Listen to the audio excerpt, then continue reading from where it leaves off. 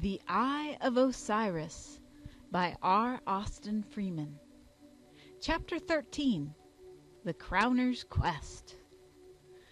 The proceedings of that fine old institution, the coroner's court, are apt to have their dignity impaired by the somewhat unjudicial surroundings amidst which they are conducted.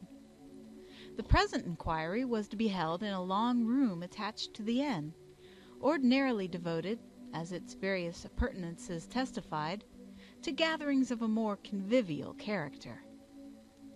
Hither I betook myself after a protracted lunch and a meditative pipe, and, being the first to arrive, the jury having already been sworn and conducted to the mortuary to view the remains, whiled away the time by considering the habits of the customary occupants of the room by the light of the objects contained in it.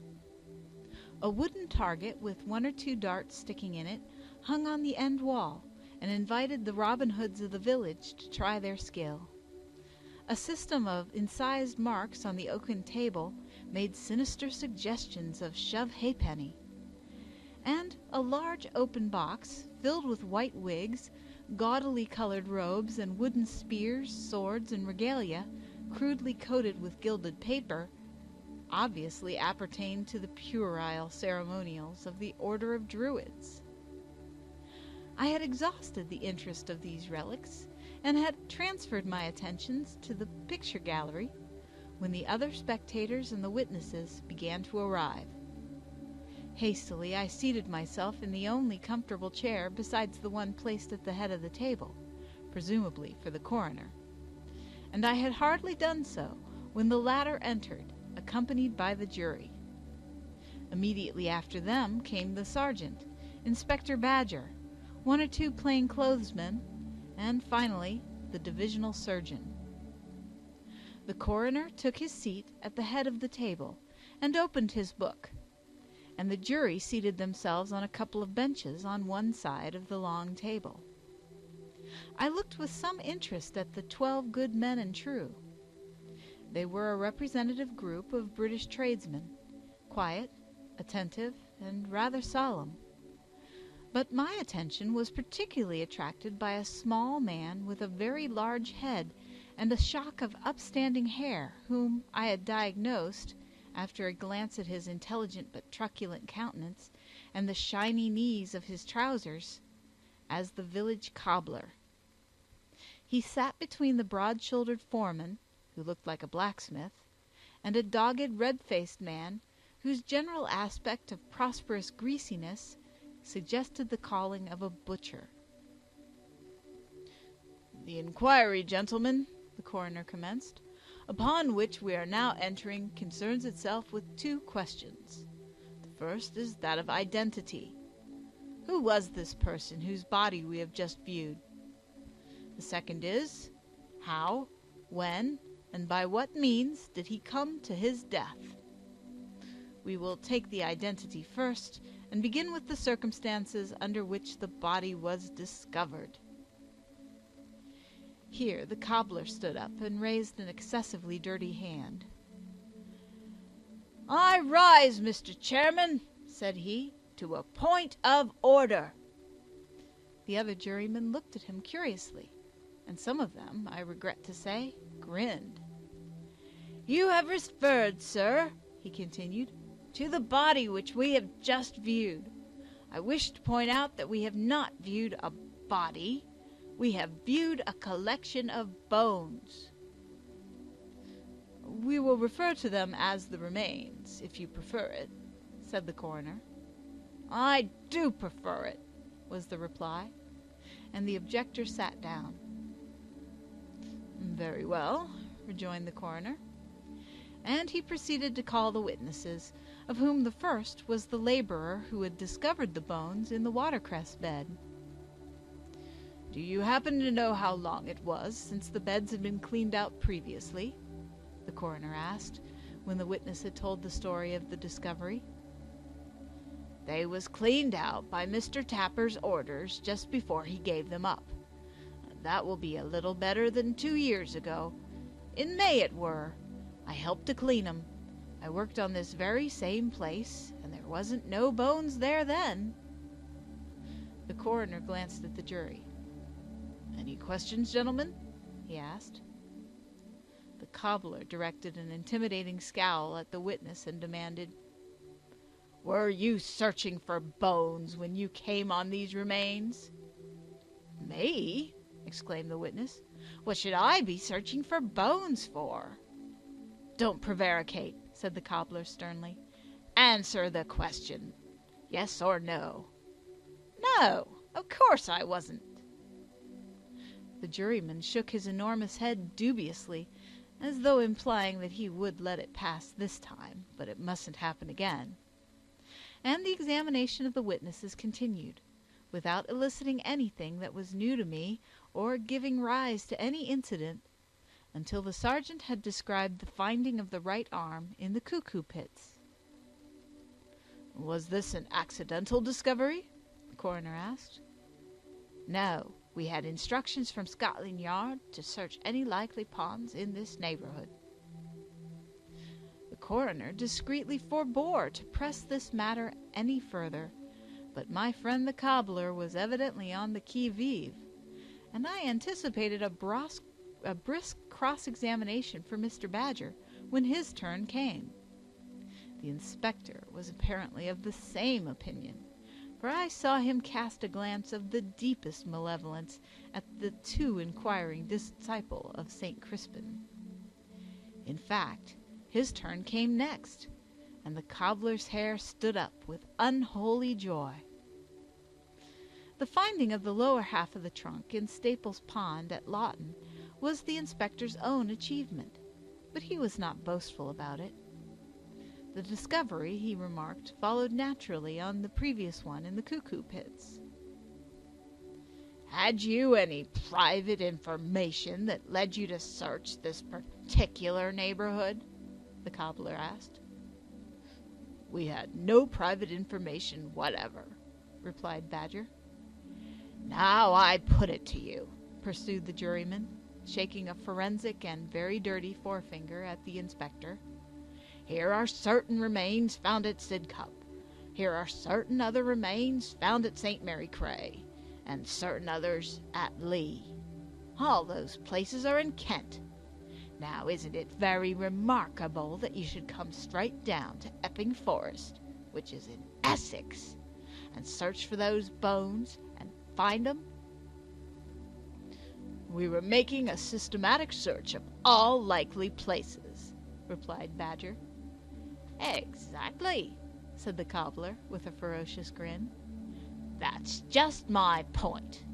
I say, isn't it very funny that after finding remains in Kent, some 20 miles from here, with the River Thames between, you should come here to look for the bones and go straight to Staples Pond, where they happen to be, and find them?"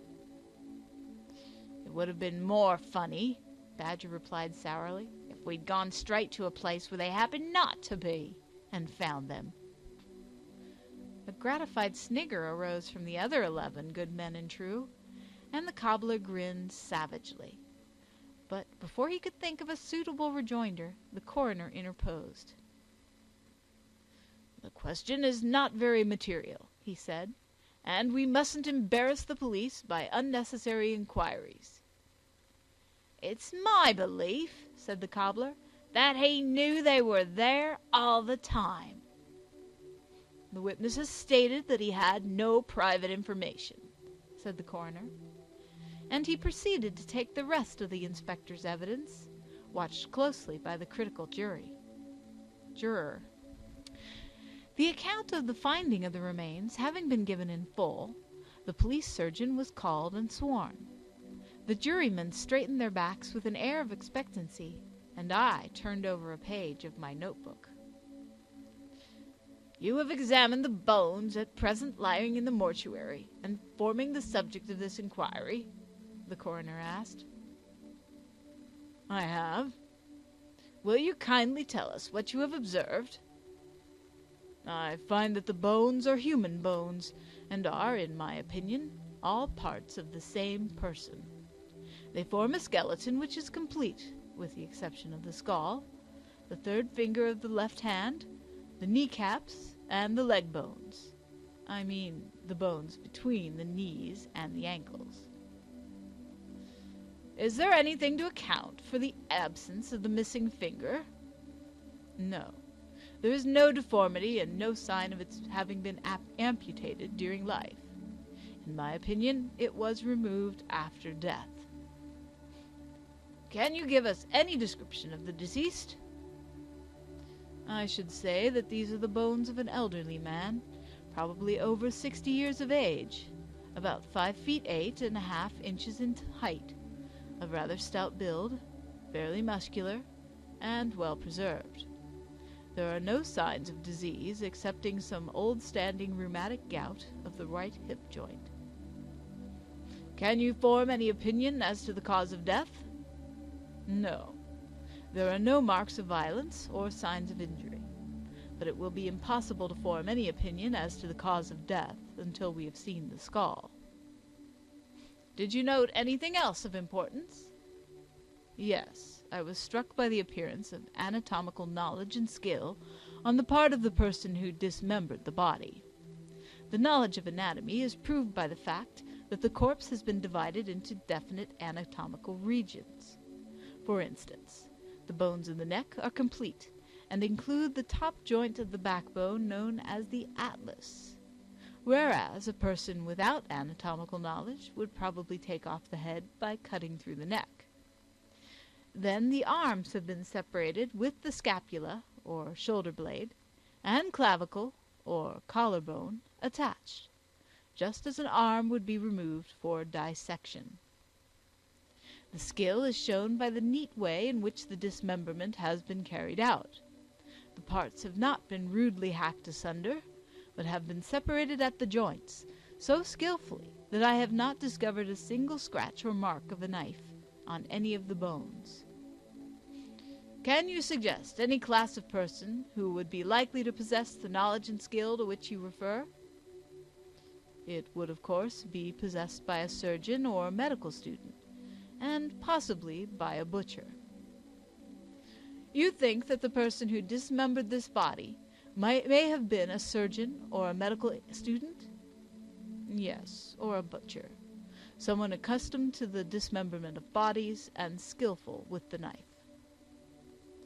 Here the cobbler suddenly rose to his feet. "I rise, Mr. Chairman," said he, "to protest against the statement that has just been made." "What statement?" demanded the coroner. "Against the aspersion," continued the cobbler with an oratorical flourish, "that has been cast upon an honorable calling." "I don't understand you," said the coroner. "Dr. Summers has insinuated that this murder was committed by a butcher. Now, a member of that honorable calling is sitting on this jury." "You let me alone," growled the butcher. "I will not let you alone," persisted the cobbler. "I desire—" "Oh, shut up, Pope!" This was from the foreman, who at the same moment reached out an enormous hairy hand, with which he grabbed the cobbler's coat-tails and brought him into a sitting posture with a thump that shook the room. But Mr. Pope, though seated, was not silenced. "I desire," said he, "to have my protest put on record." "I can't do that," said the coroner, "and I can't allow you to interrupt the witnesses."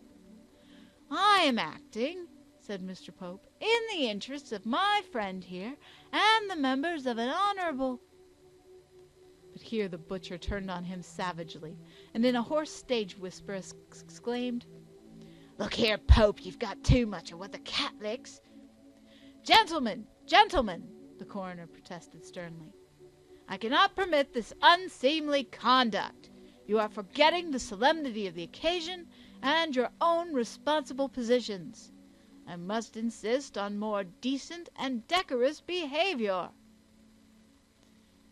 There was profound silence, in the midst of which the butcher concluded in the same hoarse whisper, "Licked her paws with." The coroner cast a withering glance at him, and turning to the witness, resumed the examination. "Can you tell us, doctor, how long a time has elapsed since the death of the deceased?" "I should say not less than 18 months, but probably more. How much more, it is impossible from inspection alone to say. The bones are perfectly clean, that is, clean of all soft structures, and will remain substantially in their present condition for many years.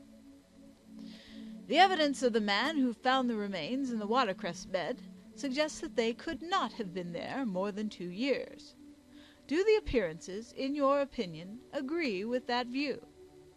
"Yes, perfectly." "There is one more point, doctor, a very important one. Do you find anything in any of the bones, or all of them together, which would enable you to identify them as the bones of any particular individual?" "No," replied Dr. Summers. "I found no peculiarity that could furnish the means of personal identification." "The description of a missing individual has been given to us," said the coroner. "A man, 59 years of age, 5 feet 8 inches in height, healthy, well preserved, rather broad in build, and having an old Pott's fracture of the left ankle. Do the remains that you have examined agree with that description?" "Yes, in so far as agreement is possible. There is no disagreement." "The remains might be those of that individual?" "They might. There is no positive evidence that they are. The description would apply to a large proportion of elderly men, except as to the fracture." "You found no signs of such a fracture?" "No. Pott's fracture affects the bone called the fibula.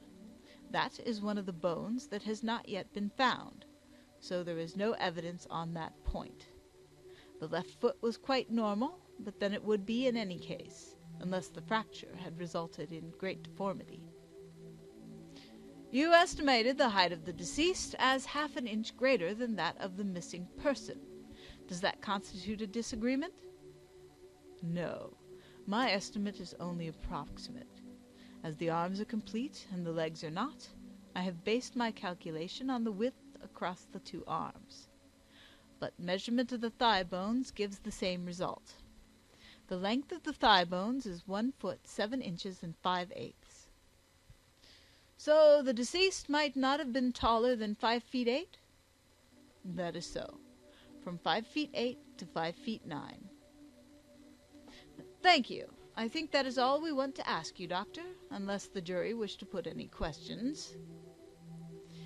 He glanced uneasily at that august body, and instantly the irrepressible Pope rose to the occasion. "About that finger that is missing," said the cobbler. "You say that it was cut off after death."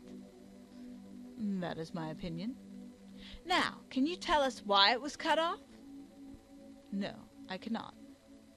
"Oh, come now, Dr. Summers, you must have formed some opinion on the subject." Here the coroner interposed. "The doctor is only concerned with evidence arising out of the actual examination of the remains. Any personal opinions or conjectures that he may have formed are not evidence, and he must not be asked about them."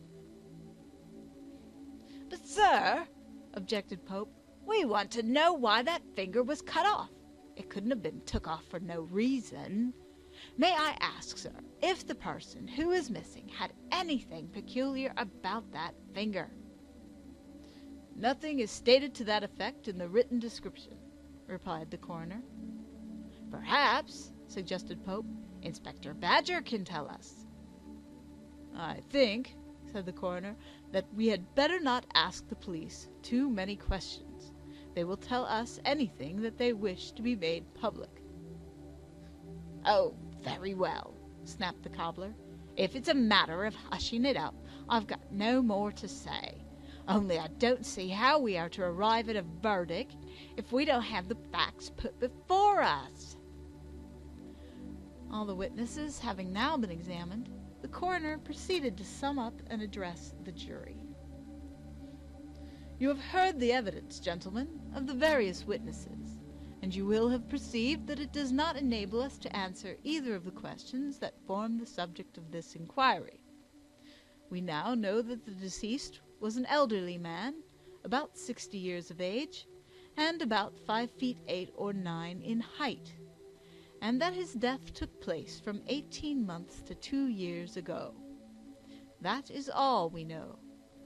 From the treatment to which the body has been subjected, we may form certain conjectures on the circumstances of his death, but we have no actual knowledge. We do not know who the deceased was, or how he came by his death. Consequently, it will be necessary to adjourn this inquiry until fresh facts are available, and as soon as that is the case, you will receive due notice that your attendance is required. The silence of the court gave place to the confused noise of moving chairs and a general outbreak of eager talk, amidst which I rose and made my way out into the street. At the door I encountered Dr. Summers, whose dog-cart was waiting close by. "Are you going back to town now?" he asked. "Yes," I answered, "as soon as I can catch a train." "If you jump into my cart, I'll run you down in time for the 5:1. You'll miss it if you walk." I accepted his offer thankfully, and a minute later was spinning briskly down the road to the station. "Queer devil, that man Pope," Dr. Summers remarked. "Quite a character. Socialist, laborite, agitator, general crank. Anything for a row." "Yes," I answered, "that was what his appearance suggested. It must be trying for the coroner to get a truculent rascal like that on a jury." Summers laughed. "I don't know. He supplies the comic relief. And then, you know, those fellows have their uses. Some of his questions were pretty pertinent." "So Badger seemed to think." "Yes, by Jove," chuckled Summers. "Badger didn't like him a bit, and I suspect the worthy inspector was sailing pretty close to the wind in his answers." "You think he really has some private information?" "Depends on what you mean by information. The police are not a speculative body. They wouldn't be taking all this trouble unless they had a pretty straight tip from somebody. How are Mr. and Miss Bellingham? I used to know them slightly when they lived here." I was considering a discreet answer to this question when we swept into the station yard. At the same moment the train drew up at the platform, and with a hurried handshake and hurriedly spoken thanks, I sprang from the dog-cart and darted into the station. During the rather slow journey homewards, I read over my notes and endeavored to extract from the facts they set forth some significance other than that which lay on the surface, but without much success. Then I fell to speculating on what Thorndyke would think of the evidence at the inquest, and whether he would be satisfied with the information that I had collected. These speculations lasted me, with occasional digressions, until I arrived at the temple, and ran up the stairs rather eagerly to my friend's chambers. But here a disappointment awaited me. The nest was empty, with the exception of Polton, who appeared at the laboratory door in his white apron, with a pair of flat-nosed pliers in his hand. "The doctor has had to go down to Bristol to consult over an urgent case," he explained, "and Dr. Jervis has gone with him. They'll be away a day or two, I expect, but the doctor left this note for you." He took a letter from a shelf, where it had been stood conspicuously on edge, and handed it to me. It was a short note from Thorndyke, apologizing for his sudden departure, and asking me to give Polton my notes, with any comments that I had to make. "You will be interested to learn," he added, "that the application will be heard in the probate court the day after tomorrow. I shall not be present, of course, nor will Jervis, so I should like you to attend and keep your eyes open for anything that may happen during the hearing, and that may not appear in the notes that Marchmont's clerk will be instructed to take. I have retained Dr. Payne to stand by and help you with the practice, so that you can attend the court with a clear conscience." This was highly flattering, and quite atoned for the small disappointment. With deep gratification at the trust that Thorndyke had reposed in me, I pocketed the letter, handed my notes to Polton, wished him good evening, and betook myself to Fetter Lane. End of Chapter 13. The Eye of Osiris by R. Austin Freeman. Chapter 14, which carries the reader into the probate court. The probate court wore an air of studious repose when I entered with Miss Bellingham and her father. Apparently, the great and inquisitive public had not become aware of the proceedings that were about to take place, or had not realized their connection with the sensational mutilation case. But barristers and pressmen, better informed, had gathered in some strength, and the hum of their conversation filled the air like the droning of the voluntary that ushers in a cathedral service. As we entered, a pleasant-faced elderly gentleman rose and came forward to meet us, shaking Mr. Bellingham's hand cordially and saluting Miss Bellingham with a courtly bow. "This is Mr. Marchmont, Doctor," said the former, introducing me, and the solicitor, having thanked me for the trouble I had taken in attending at the inquest, led us to a bench, at the farther end of which was seated a gentleman whom I recognized as Mr. Hurst. Mr. Bellingham recognized him at the same moment, and glared at him wrathfully. "I see that scoundrel is here," he exclaimed in a distinctly audible voice, "pretending that he doesn't see me, because he is ashamed to look me in the face, but—" "Hush, hush, my dear sir!" exclaimed the horrified solicitor. "We mustn't talk like that, especially in this place. Let me beg you, let me entreat you to control your feelings, to make no indiscreet remarks.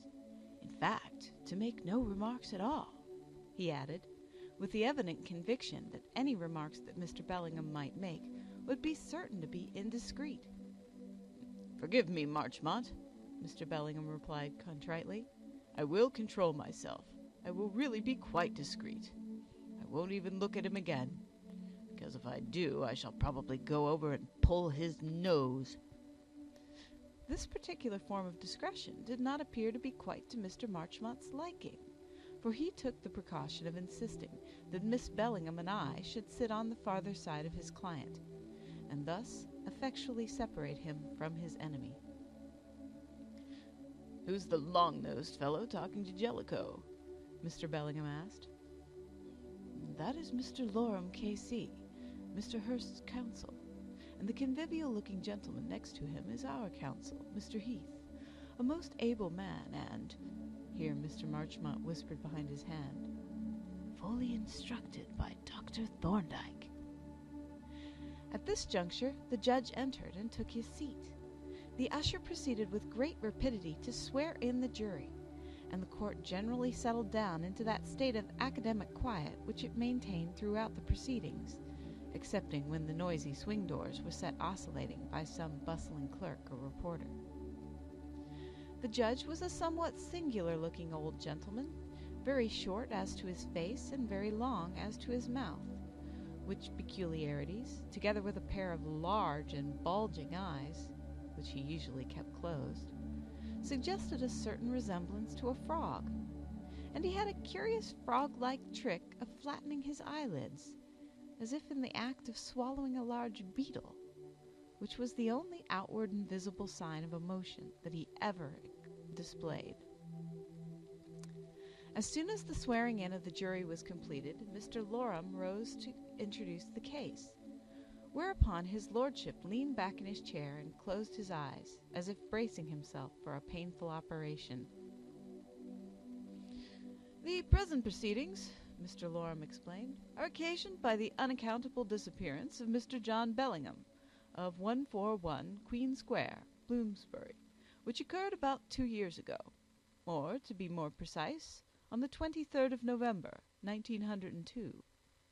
Since that date, nothing has been heard of Mr. Bellingham, and as there are certain substantial reasons for believing him to be dead, The principal beneficiary under his will, Mr. George Hurst, is now applying to the court for permission to presume the death of the testator and to prove the will.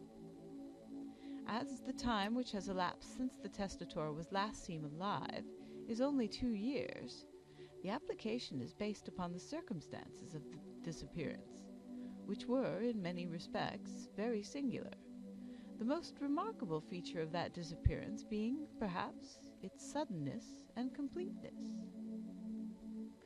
Here the judge remarked in a still small voice that it would perhaps have been even more remarkable if the testator had disappeared gradually and incompletely.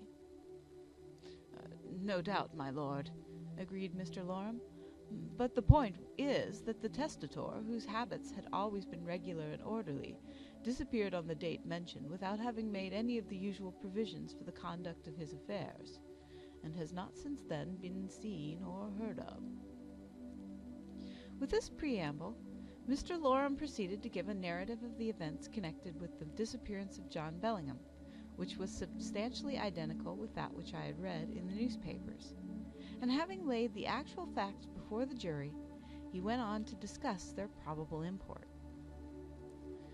"Now, what conclusion," he asked, "will this strange, this most mysterious train of events suggest to an intelligent person who shall consider it impartially?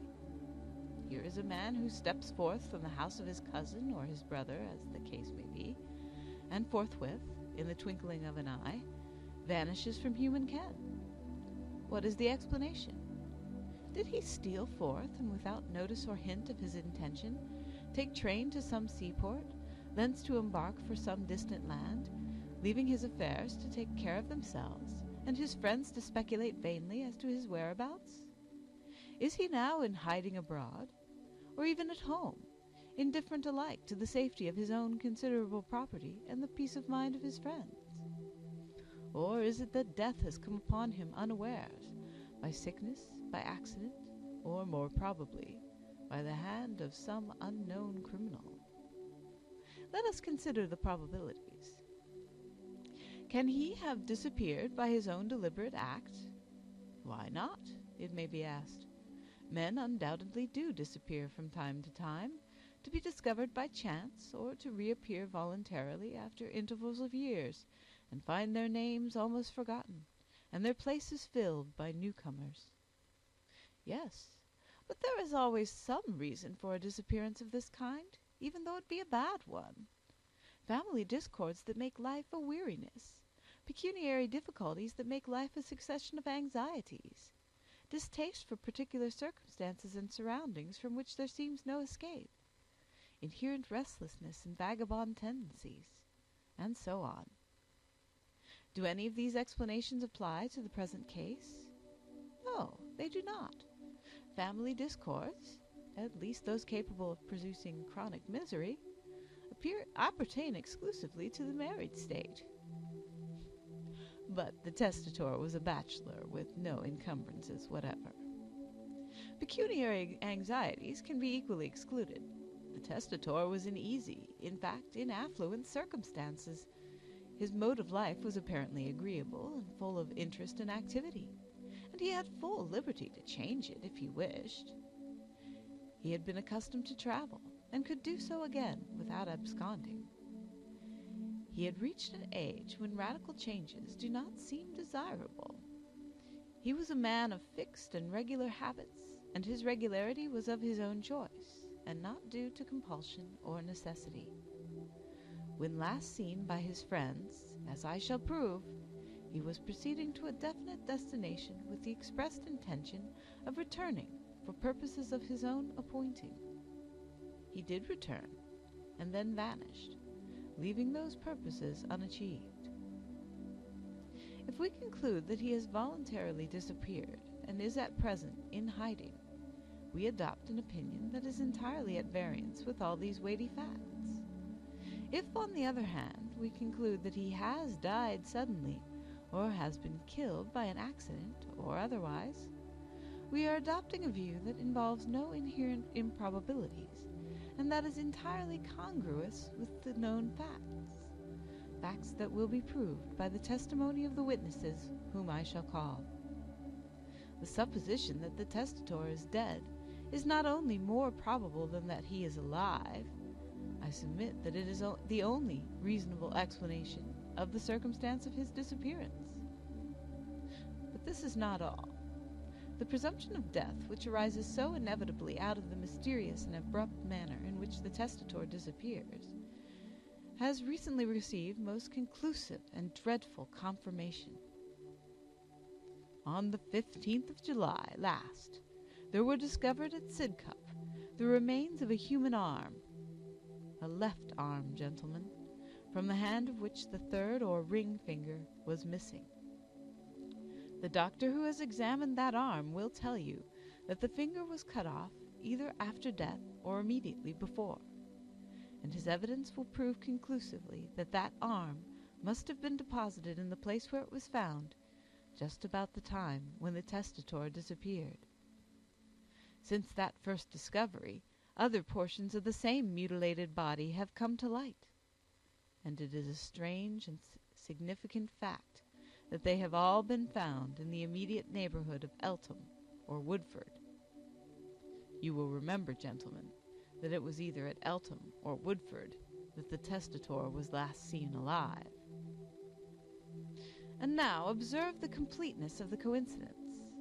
These human remains, as you will be told presently by the experienced and learned medical gentleman who has examined them most exhaustively, are those of a man about 60 years of age, 5 feet and 8 inches in height, fairly muscular and well preserved, apparently healthy, and rather stoutly built.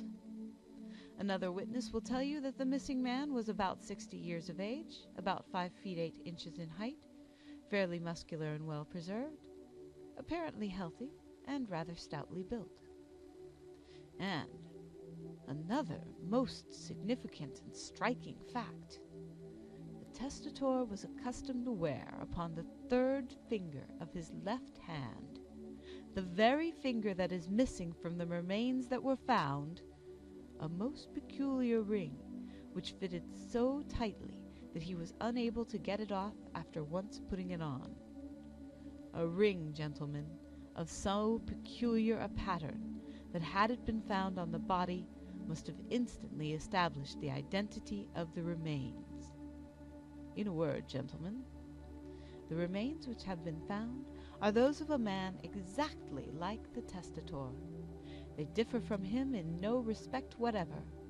They display a mutilation which suggests an attempt to conceal an identifying peculiarity which he undoubtedly presented, and they were deposited in their various hiding places about the time of the testator's disappearance. Accordingly, when you have heard these facts proved by the sworn testimony of competent witnesses, together with the facts relating to the disappearance, I shall ask you for a verdict in accordance with that evidence. Mr. Loram sat down, and adjusting a pair of pince-nez, rapidly glanced over his brief, while the usher was administering the oath to the first witness. This was Mr. Jellicoe, who stepped into the box and directed a stony gaze at the apparently unconscious judge. The usual preliminaries having been gone through, Mr. Loram proceeded to examine him. You were the testator's solicitor and confidential agent, I believe? I was, and am. How long have you known him? 27 years. Judging from your experience of him, should you say that he was a person likely to disappear voluntarily and suddenly to cease to communicate with his friends? No. Kindly give your reasons for that opinion. Such conduct on the part of the testator would be entirely opposed to his habits and character as they are known to me. He was exceedingly regular and businesslike in his dealings with me. When traveling abroad, he always kept me informed as to his whereabouts, or if he was likely to be beyond reach of communications, he always advised me beforehand. One of my duties was to collect a pension which he drew from the Foreign Office, and on no occasion, previous to his disappearance, has he ever failed to furnish me punctually with the necessary documents." "Had he, so far as you know, any reasons for wishing to disappear?" "No." "When and where did you last see him alive?" "At 6 o'clock in the evening, on the 14th of October, 1902, at 141 Queen Square, Bloomsbury." "Kindly tell us what happened on that occasion." "The testator had called for me at my office at 3:15, and asked me to come with him to his house to meet Dr. Norbury. I accompanied him to 141 Queen Square, and shortly after we arrived, Dr. Norbury came to look at some antiquities that the testator proposed to give to the British Museum. The gift consisted of a mummy with the 4 canopic jars and other tomb furniture, which the testator stipulated should be exhibited together in a single case, and in the state in which they were then presented. Of these objects, the mummy only was ready for inspection. The tomb furniture had not yet arrived in England, but was expected within a week. Dr. Norbury accepted the gift on behalf of the museum, but could not take possession of the objects until he had communicated with the director and obtained his formal authority. The testator accordingly gave me certain instructions concerning the delivery of the gift, as he was leaving England that evening." "Are those instructions relevant to the subject of this inquiry?" "I think they are. The testator was going to Paris, and perhaps from thence to Vienna. He instructed me to receive and unpack the tomb furniture on its arrival, and to store it, with the mummy, in a particular room, where it was to remain for 3 weeks. If he returned within that time, he was to hand it over in person to the museum authorities. If he had not returned within that time, he desired me to notify the museum authorities that they were at liberty to take possession of and remove the collection at their convenience. From these instructions I gathered that the testator was uncertain as to the length of his absence from England and the extent of his journey." "Did he state precisely where he was going?" "No. He said that he was going to Paris, and perhaps to Vienna, but he gave no particulars, and I asked for none." "Do you, in fact, know where he went?" "No. He left the house at 6 o'clock, wearing a long heavy overcoat and carrying a suit-case and an umbrella. I wished him good-bye at the door, and watched him walk away as if going towards Southampton Row. I have no idea where he went, and I never saw him again." "Had he no other luggage than the suit-case?" "I do not know, but I believe not. He was accustomed to travel with the bare necessities, and to buy anything further that he wanted en route." "Did he say nothing to the servants as to the probable date of his return?" "There were no servants excepting the caretaker. The house was not used for residential purposes. The testator slept and took his meals at his club, though he kept his clothes at the house." "Did you receive any communication from him after he left?" "No. I never heard from him again in any way. I waited for 3 weeks, as he had instructed me, and then notified the museum authorities that the collection was ready for removal. 5 days later, Dr. Norbury came and took formal possession of it, and it was transferred to the museum forthwith." "When did you next hear of the testator?" "On the 23rd of November, following, at 7:15 in the evening. Mr. George Hurst came to my rooms, which are over my office, and informed me that the testator had called at his house during his absence, and had been shown into the study to wait for him. That on his, Mr. Hurst's, arrival, it was found that the testator had disappeared without acquainting the servants with his intended departure, and without being seen by anyone to leave the house. Mr. Hurst thought this so remarkable that he had hastened up to town to inform me.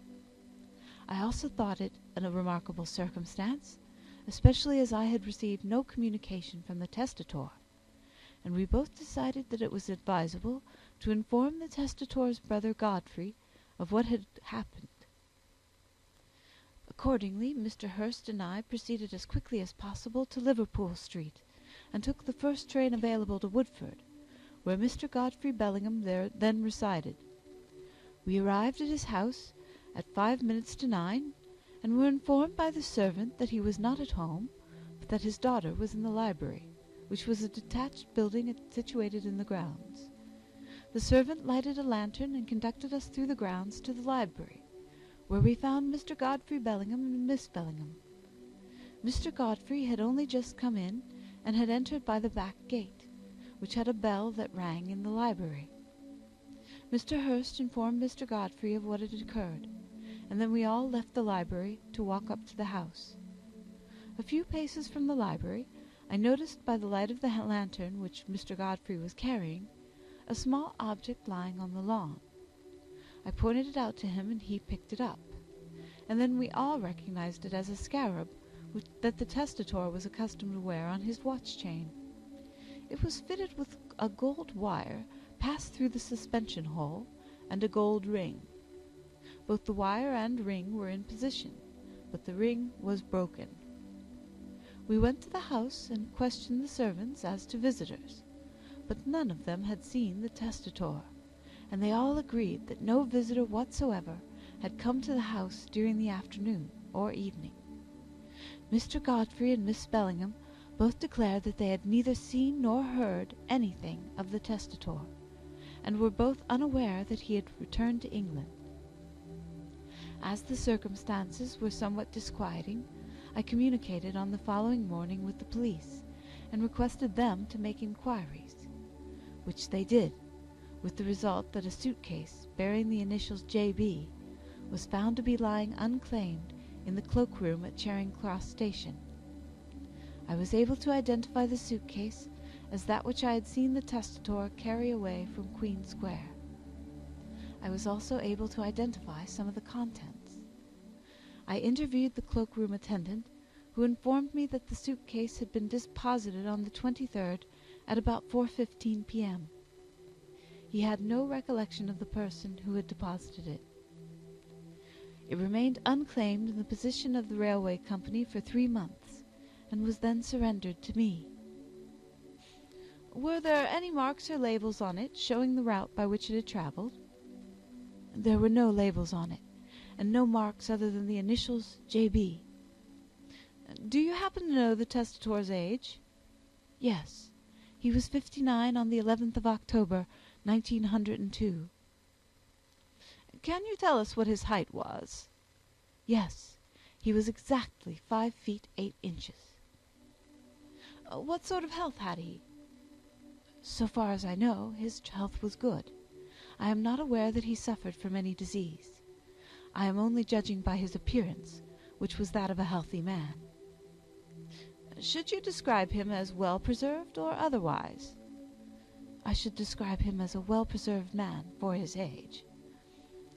How should you describe his figure? I should describe him as rather broad and stout in build, and fairly muscular, though not exceptionally so. Mr. Loram made a rapid note of these answers, and then said, "You have told us, Mr. Jellicoe, that you have known the testator intimately for 27 years. Now, did you ever notice whether he was accustomed to wear any rings upon his fingers?" He wore upon the third finger of his left hand a copy of an antique ring which bore the device of the Eye of Osiris. That was the only ring he ever wore, as far as I know. Did he wear it constantly? Yes, necessarily, because it was too small for him, and having once squeezed it on, he was never able to get it off again. This was the sum of Mr. Jellicoe's evidence, and at its conclusion the witness glanced inquiringly at Mr. Bellingham's counsel.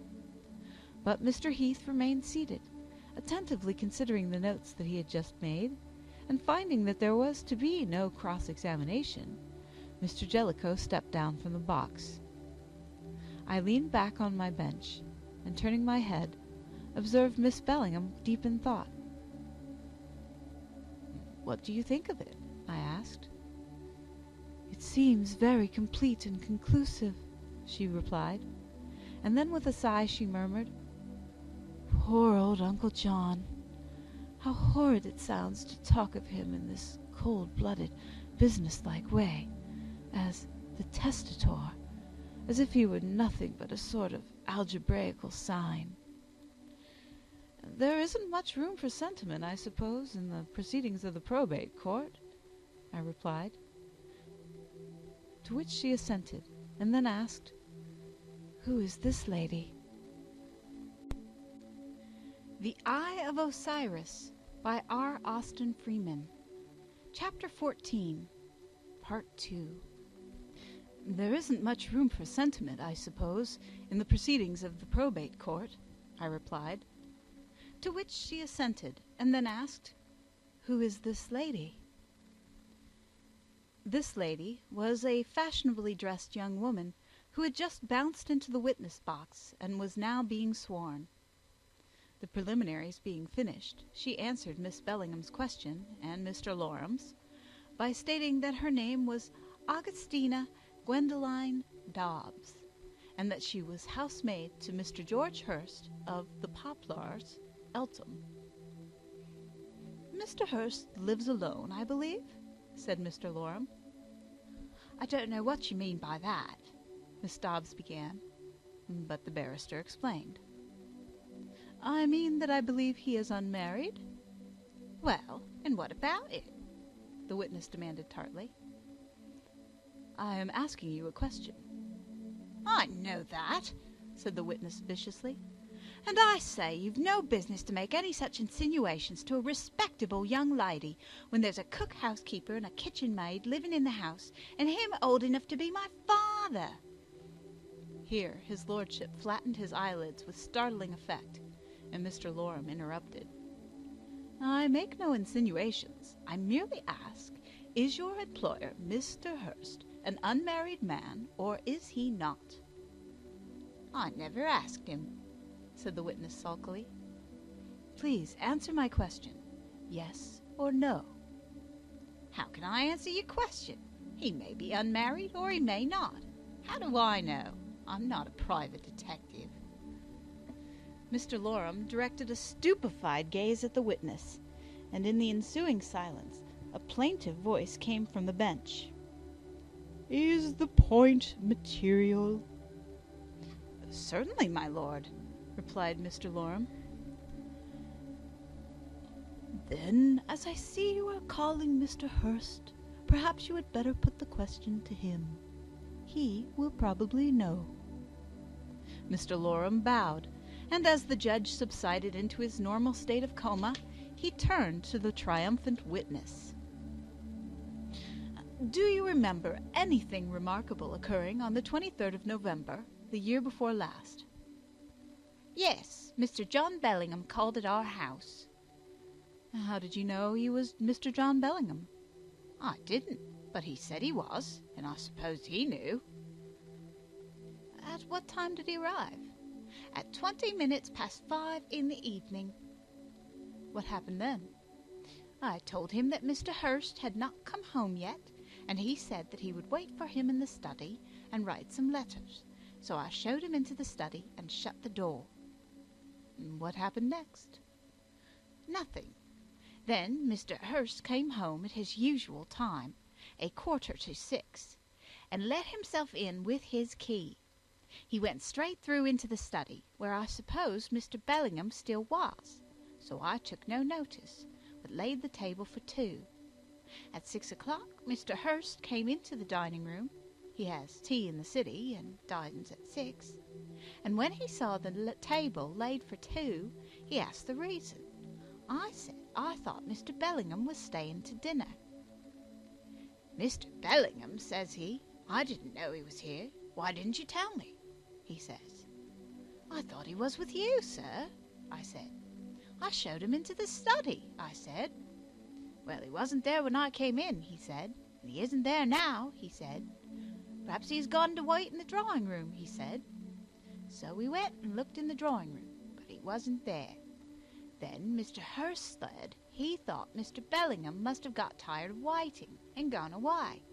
But I told him I was quite sure he hadn't, because I had been watching all the time. Then he asked me if Mr. Bellingham was alone, or whether his daughter was with him, and I said it wasn't that Mr. Bellingham at all, but Mr. John Bellingham, and then he was more surprised than ever. I said we had better search the house to make sure whether he was there or not, and Mr. Hurst said he would come with me. So we went all over the house and looked in all the rooms, but there was not a sign of Mr. Bellingham in any of them. Then Mr. Hurst got very nervous and upset, and when he had just snatched a little dinner, he ran off to catch the 6:30 train up to town. You say that Mr. Bellingham could not have left the house because you were watching all the time. Where were you while you were watching? I was in the kitchen. I could see the front gate from the kitchen window. You say that you laid the table for two. Where did you lay it? In the dining room, of course. Could you see the front gate from the dining room? No, but I could see the study door. The study is opposite the dining room. Do you have to come upstairs to get from the kitchen to the dining room? Yes, of course you do. Then might not Mr. Bellingham have left the house while you were coming up the stairs? No, he couldn't have done. Why not? Because it would have been impossible. But why would it have been impossible? Because he couldn't have done it. I suggest that Mr. Bellingham left the house quietly while you were on the stairs. No, he didn't. How do you know he did not? I am quite sure he didn't. What makes you feel sure he did not? I am quite certain he didn't. But how can you be certain? Because I should have seen him if he had. But I mean when you were on the stairs. He was in the study when I was on the stairs. How do you know he was in the study? Because I showed him in there and he hadn't come out. Mr. Loram paused and took a deep breath, and his lordship flattened his eyelids. Is there a side gate to the premises? The barrister resumed wearily. Yes, it opens into a narrow lane at the side of the house. And there is a French window in the study, is there not? Yes, it opens onto the small grass plot opposite the side gate. Were the window and the gate locked, or would it have been possible for Mr. Bellingham to let himself out into the lane? The window and the gate both have catches on the inside. He could have got out that way, but, of course, he didn't. Why not? Well, no gentleman would go creeping out by the back way like a thief. Did you look to see if the French window was shut and fastened after you missed Mr. Bellingham? I looked at it when we shut the house up for the night. It was then shut and fastened on the inside. And the side gate? That was shut and latched. You have to slam the gate to make the latch fasten, so no one could have gone out of that gate without being heard. Here the examination in chief ended, and Mr. Loram sat down with an audible sigh of relief. Miss Dobbs was about to step down from the witness box when Mr. Heath rose to cross-examine. "Did you see Mr. Bellingham in a good light?" he asked. Pretty good. It was dark outside, but the hall lamp was alight. Kindly look at this." Here a small object was passed across to the witness. "It is a trinket that Mr. Bellingham is stated to have carried suspended from his watch-guard. Can you remember if he was wearing it in that manner when he came to the house?" No, he was not. "You are quite sure of that?" Quite sure. Thank you. And now I want to ask you about the search that you have mentioned. You say that you went all over the house. Did you go into the study?" No, at least not until Mr. Hurst had gone to London. "When you did go in, was the window fastened?" Yes. Could it have been fastened from the outside? No, there is no handle outside. What furniture is there in the study? There is a writing table, a revolving chair, 2 easy chairs, 2 large bookcases, and a wardrobe that Mr. Hurst keeps his overcoats and hats in. Does the wardrobe lock? Yes. Was it locked when you went in? I'm sure I don't know. I don't go about trying the cupboards and drawers. What furniture is there in the drawing room? A cabinet, 6 or 7 chairs, a Chesterfield sofa, a piano, a silver table, and 1 or 2 occasional tables. Is the piano a grand or an upright? It is an upright grand. In what position is it placed? It stands across a corner near the window. Is there sufficient room behind it for a man to conceal himself? Miss Dobbs was amused and did not dissemble. Oh, yes, she sniggered. There's plenty of room for a man to hide behind it. When you searched the drawing room, did you look behind the piano? No, I didn't, Miss Dobbs replied scornfully. Did you look under the sofa? Certainly not. What did you do then? We opened the door and looked into the room. We were not looking for a cat or a monkey. We were looking for a middle-aged gentleman. And am I to take it that your search over the rest of the house was conducted in a similar manner? Certainly. We looked into the rooms, but we did not search under the beds or in the cupboards. Are all the rooms in the house in use as living or sleeping rooms?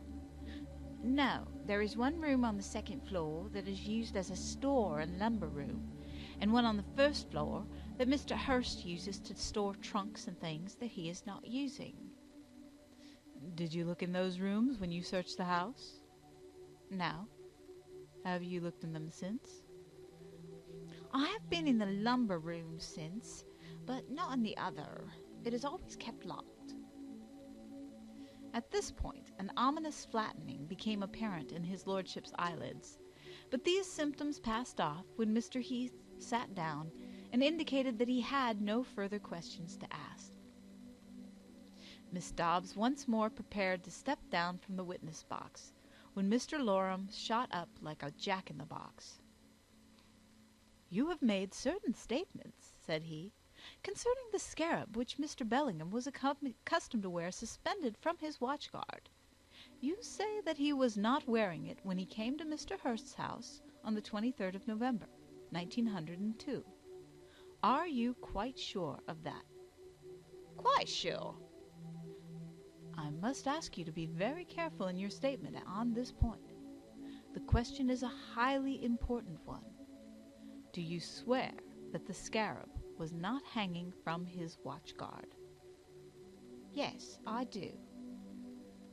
"Did you notice the watch-guard particularly?" "No, not particularly." "Then what makes you so sure that the scarab was not attached to it?" "It couldn't have been." "Why could it not?" "Because if it had been there, I would have seen it." "What kind of watch-guard was Mr. Bellingham wearing?" "Oh, an ordinary sort of watch-guard." "I mean, was it a chain, or a ribbon, or a strap?" "A chain, I think. Or perhaps a ribbon. Or it might have been a strap." His lordship flattened his eyelids, but made no further sign, and Mr. Loram continued. "Did you or did you not notice what kind of watch-guard Mr. Bellingham was wearing?" "I did not. Why should I? It's no business of mine." "But yet you are sure about the scarab?" "Yes, quite sure." "You noticed that, then?" "No, I didn't. How could I, when it wasn't there?" Mr. Loram paused and looked helplessly at the witness.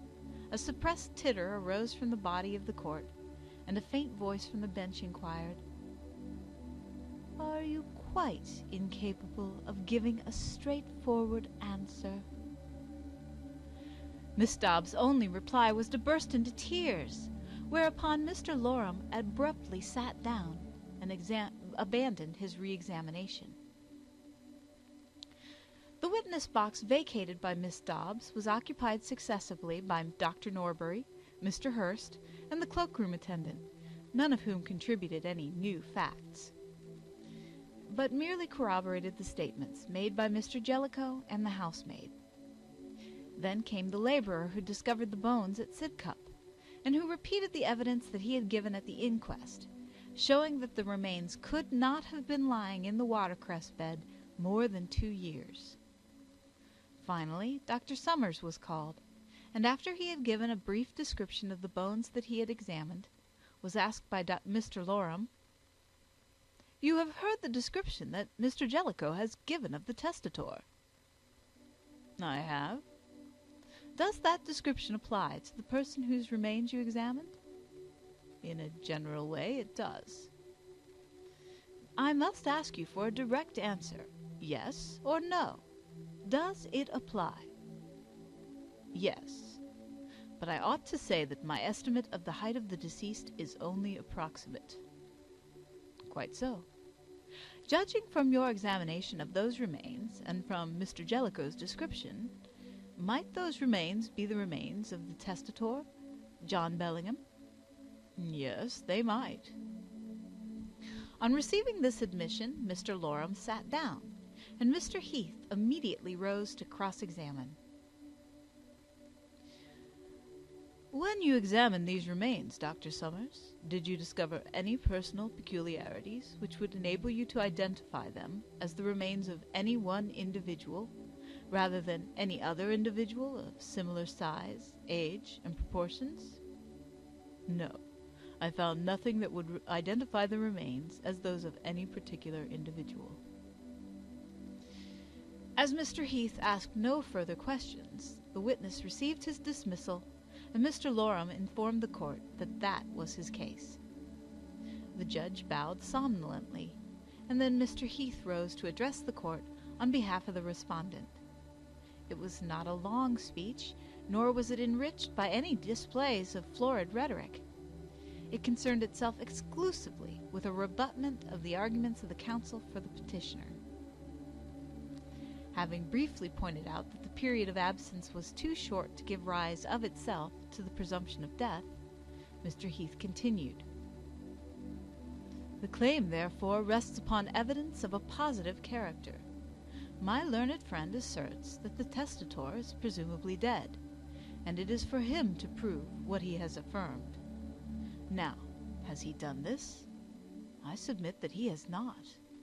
He has argued with great force and ingenuity that the testator, being a bachelor, a solitary man without wife or child, dependent or master, public or private office or duty, or any bond, responsibility, or any other condition limiting his freedom of action, had no reason or inducement for absconding.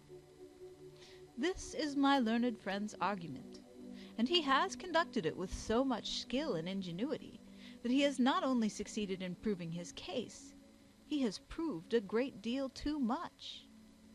For if it is true, as my learned friend so justly argues, that a man thus unfettered by obligations of any kind has no reason for disappearing, is it not even more true that he has no reason for not disappearing?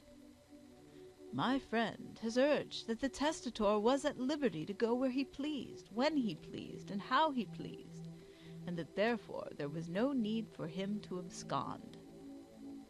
I reply, if he was at liberty to go away whither, when, and how he pleased, why do we express surprise that he has made use of his liberty? My learned friend points out that the testator notified to nobody his intention of going away, and has acquainted no one with his whereabouts. But, I ask, whom should he have notified? He was responsible to nobody. There was no one dependent upon him. His presence or absence was the concern of nobody but himself. If circumstances suddenly arising made it desirable that he should go abroad, why should he not go? I say there was no reason whatever. My learned friend has said that the testator went away, leaving his affairs to take care of themselves. Now, gentlemen, I ask you if this can fairly be said of a man whose affairs are, as they have been for years, in the hands of a highly capable, completely trustworthy agent, who is better acquainted with them than the testator himself? Clearly it cannot. To conclude this part of the argument, I submit that the circumstances of the so-called disappearance of the testator present nothing out of the ordinary.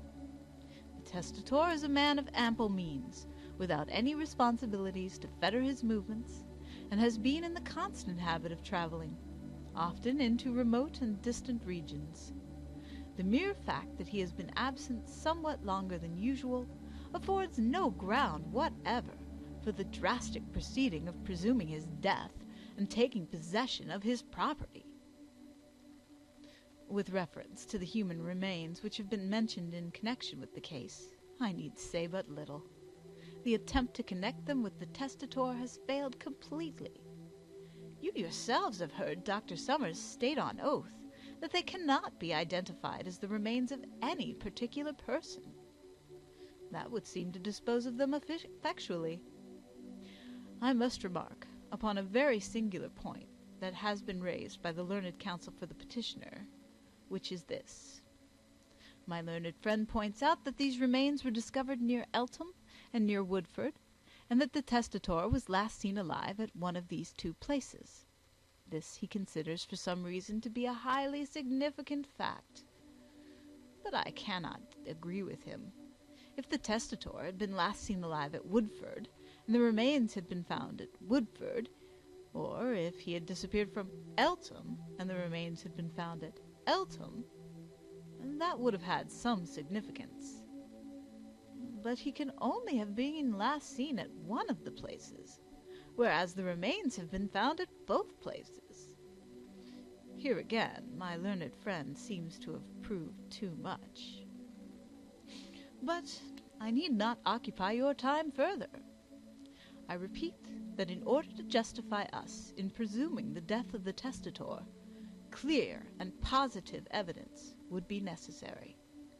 That no such evidence has been brought forward. Accordingly, seeing that the testator may return at any time, and is entitled to find his property intact, I shall ask you for a verdict that will secure to him this measure of ordinary justice.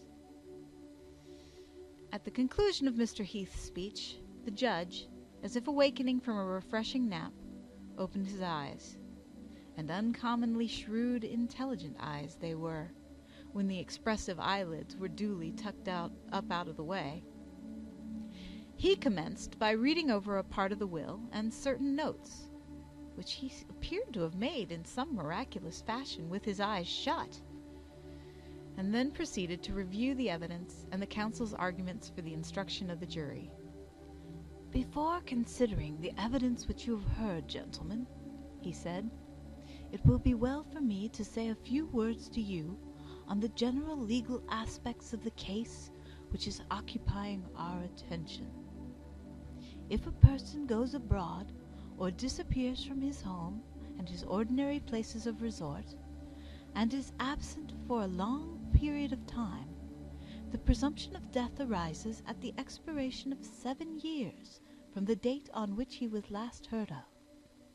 That is to say, that the total disappearance of an individual for 7 years constitutes presumptive evidence that the said individual is dead, and the presumption can be set aside only by the production of evidence that he was alive at some time within that period of 7 years. But if, on the other hand, it is sought to presume the death of a person who has been absent for a shorter period than 7 years, it is necessary to produce such evidence as shall make it highly probable that the said person is dead. Of course, presumption implies supposition, as opposed to actual demonstration. But nevertheless, the evidence in such a case must be of a kind that tends to create a very strong belief that death has occurred. And I need hardly say that the shorter the period of absence, the more convincing must be the evidence. In the present case, the testator, John Bellingham, has been absent somewhat under 2 years. This is a relatively short period, and in itself gives rise to no presumption of death. Nevertheless, death has been presumed in a case where the period of absence was even shorter, and the insurance recovered. But here, the evidence supporting the belief in the occurrence of death was exceedingly weighty.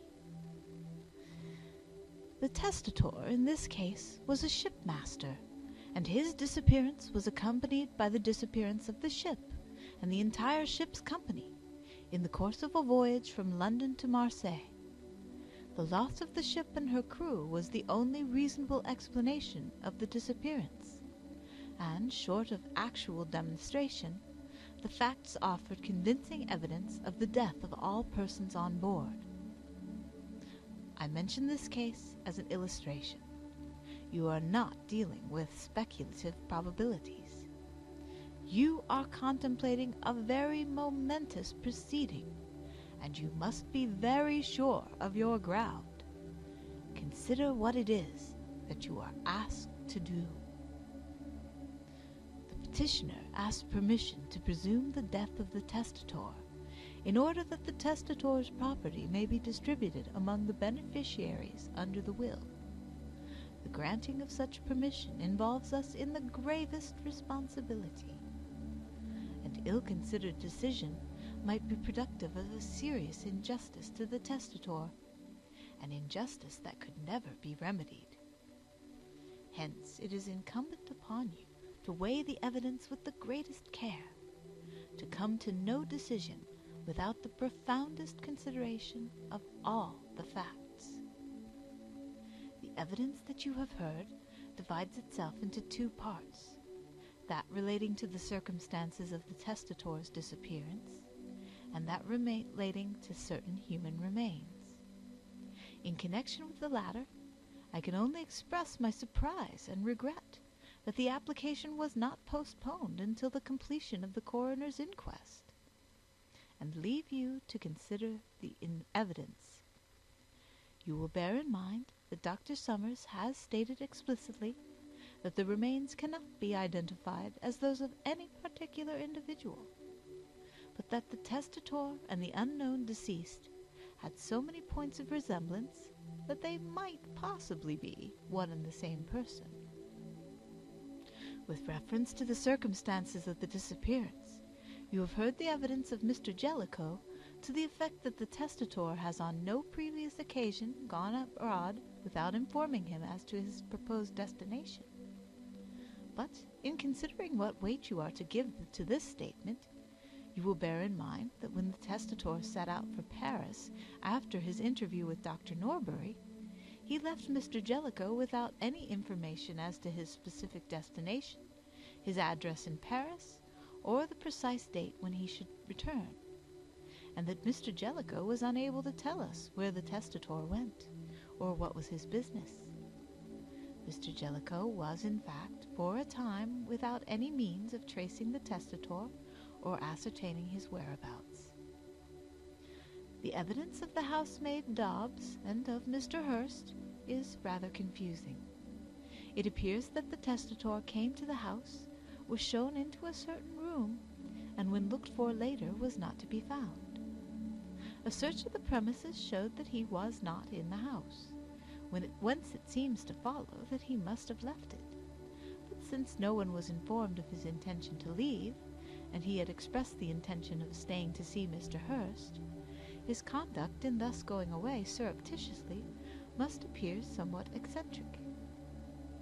The point that you have to consider, therefore, is whether a person who is capable of thus departing in a surreptitious and eccentric manner from a house, without giving notice to the servants, is capable also of departing in a surreptitious and eccentric manner from his usual places of resort, without giving notice to his friends, or thereafter informing them of his whereabouts. The questions, then, gentlemen, that you have to ask yourselves before deciding on your verdict are two. First, are the circumstances of the testator's disappearance and his continued absence incongruous with his habits and personal peculiarities as they are known to you? And second, are there any facts which indicate in a positive manner that the testator is dead? Ask yourselves these questions, gentlemen, and the answers to them, furnished by the evidence that you have heard, will guide you to your decision. Having delivered himself of the above instructions, the judge applied himself to the perusal of the will with professional gusto, in which occupation he was presently disturbed by the announcement of the foreman of the jury that a verdict had been agreed upon. The judge sat up and glanced at the jury box, and when the foreman proceeded to state that "we find no sufficient reason for presuming the testator, John Bellingham, to be dead," he nodded approvingly. Evidently that was his opinion, too, as he was careful to explain when he conveyed to Mr. Loram the refusal of the court to grant the permission applied for. The decision was a great relief to me, and also, I think, to Miss Bellingham, but most of all to her father, who, with instinctive good manners, since he could not suppress a smile of triumph, rose hastily and stumped out of the court, so that the discomfited Hurst should not see him. His daughter and I followed, and as we left the court, she remarked with a smile, "So our pauperism is not, after all, made absolute. There is still a chance for us in the chapter of accidents, and perhaps even for poor old Uncle John." End of chapter 14. The Eye of Osiris by R. Austin Freeman. Chapter 15. Circumstantial Evidence. The morning after the hearing saw me setting forth on my round in more than usually good spirits. The round itself was but a short one, for my list contained only a couple of chronics, and this perhaps contributed to my cheerful outlook on life. But there were other reasons. The decision of the court had come as an unexpected reprieve, and the ruin of my friend's prospects was at least postponed.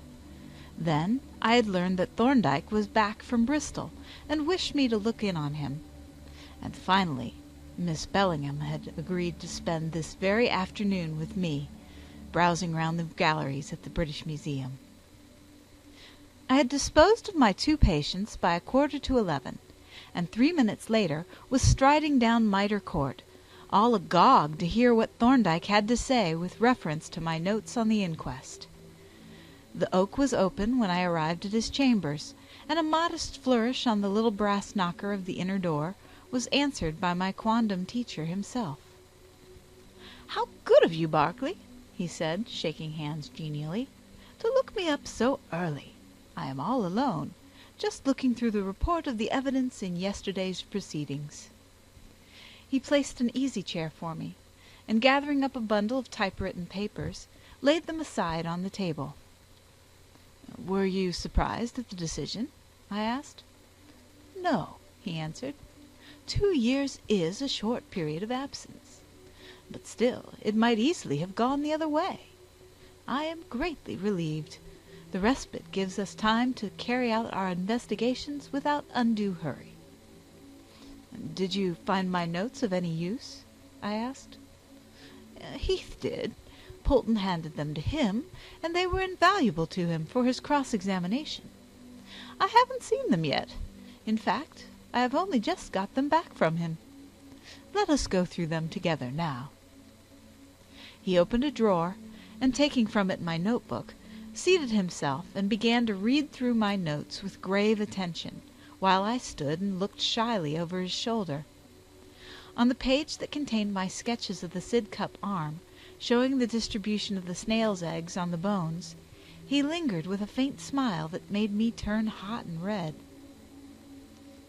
"Those sketches look rather footy," I said, "but I had to put something in my notebook." "You didn't attach any importance, then, to the facts that they illustrated?" "No. The egg patches were there, so I noted the fact. That's all." "I congratulate you, Barclay. There is not one man in 20 who would have the sense to make a careful note of what he considers an unimportant or irrelevant fact. And the investigator who notes only those things that appear significant is perfectly useless. He gives himself no material for reconsideration." "But you don't mean that those egg patches and worm tubes appeared to you to have no significance at all?" "Oh, of course, they showed the position in which the bones were lying." "Exactly. The arm was lying fully extended with the dorsal side uppermost. There is nothing remarkable in that. But we also learn from these egg patches that the hand had been separated from the arm before it was thrown into the pond, and there is something very remarkable in that." I leaned over his shoulder and gazed at my sketches, amazed at the rapidity with which he had reconstructed the limb from my rough drawings of the individual bones. "I don't quite see how you arrived at it, though," I said. "Well, look at your drawings. The egg patches are on the dorsal surface of the scapula, the humerus, and the bones of the forearm. But here you have shown 6 of the bones of the hand, 2 metacarpals, the os magnum, and 3 phalanges, and they all have egg patches on the palmar surface. Therefore the hand was lying palm upwards." "But the hand may have been pronated." "If you mean pronated in relation to the arm, that is impossible, for the position of the egg patches shows clearly that the bones of the arm were lying in the position of supination. Thus the dorsal surface of the arm and the palmar surface of the hand, respectively, were uppermost, which is an anatomical impossibility so long as the hand is attached to the arm." "But might not the hand have become detached after lying in the pond some time?" "No. It could not have been detached until the ligaments had decayed, and if it had been separated after the decay of the soft parts, the bones would have been thrown into disorder. But the egg patches are all on the palmar surface, showing that the bones were still in their normal relative positions. No, Barclay, that hand was thrown into the pond separately from the arm." "But why should it have been?" I asked. "Ah, there is a very pretty little problem for you to consider. And meantime, let me tell you that your expedition has been a brilliant success. You are an excellent observer. Your only fault is that when you have noted certain facts, you don't seem fully to appreciate their significance, which is merely a matter of inexperience. As to the facts that you have collected, several of them are of prime importance." "I am glad you are satisfied," said I, "though I don't see that I have discovered much excepting those snails' eggs, and they don't seem to have advanced matters very much." "A definite fact, Barclay, is a definite asset. Perhaps we may presently find a little space in our Chinese puzzle, which the fact of the detached hand will just drop into. But tell me, did you find nothing unexpected or suggestive about those bones? As to their number and condition, for instance?" "Well, I thought it a little queer that the scapula and clavicle should be there. I should have expected him to cut the arm off at the shoulder joint." "Yes," said Thorndyke, "so should I. And so it has been done in every case of dismemberment that I am acquainted with. To an ordinary person, the arm seems to join on to the trunk at the shoulder joint, and that is where he would naturally sever it. What explanation do you suggest of this unusual mode of severing the arm?" "Do you think the fellow could have been a butcher?" I asked, remembering Dr. Summers' remark. "This is the way a shoulder of mutton is taken off." "No," replied Thorndyke.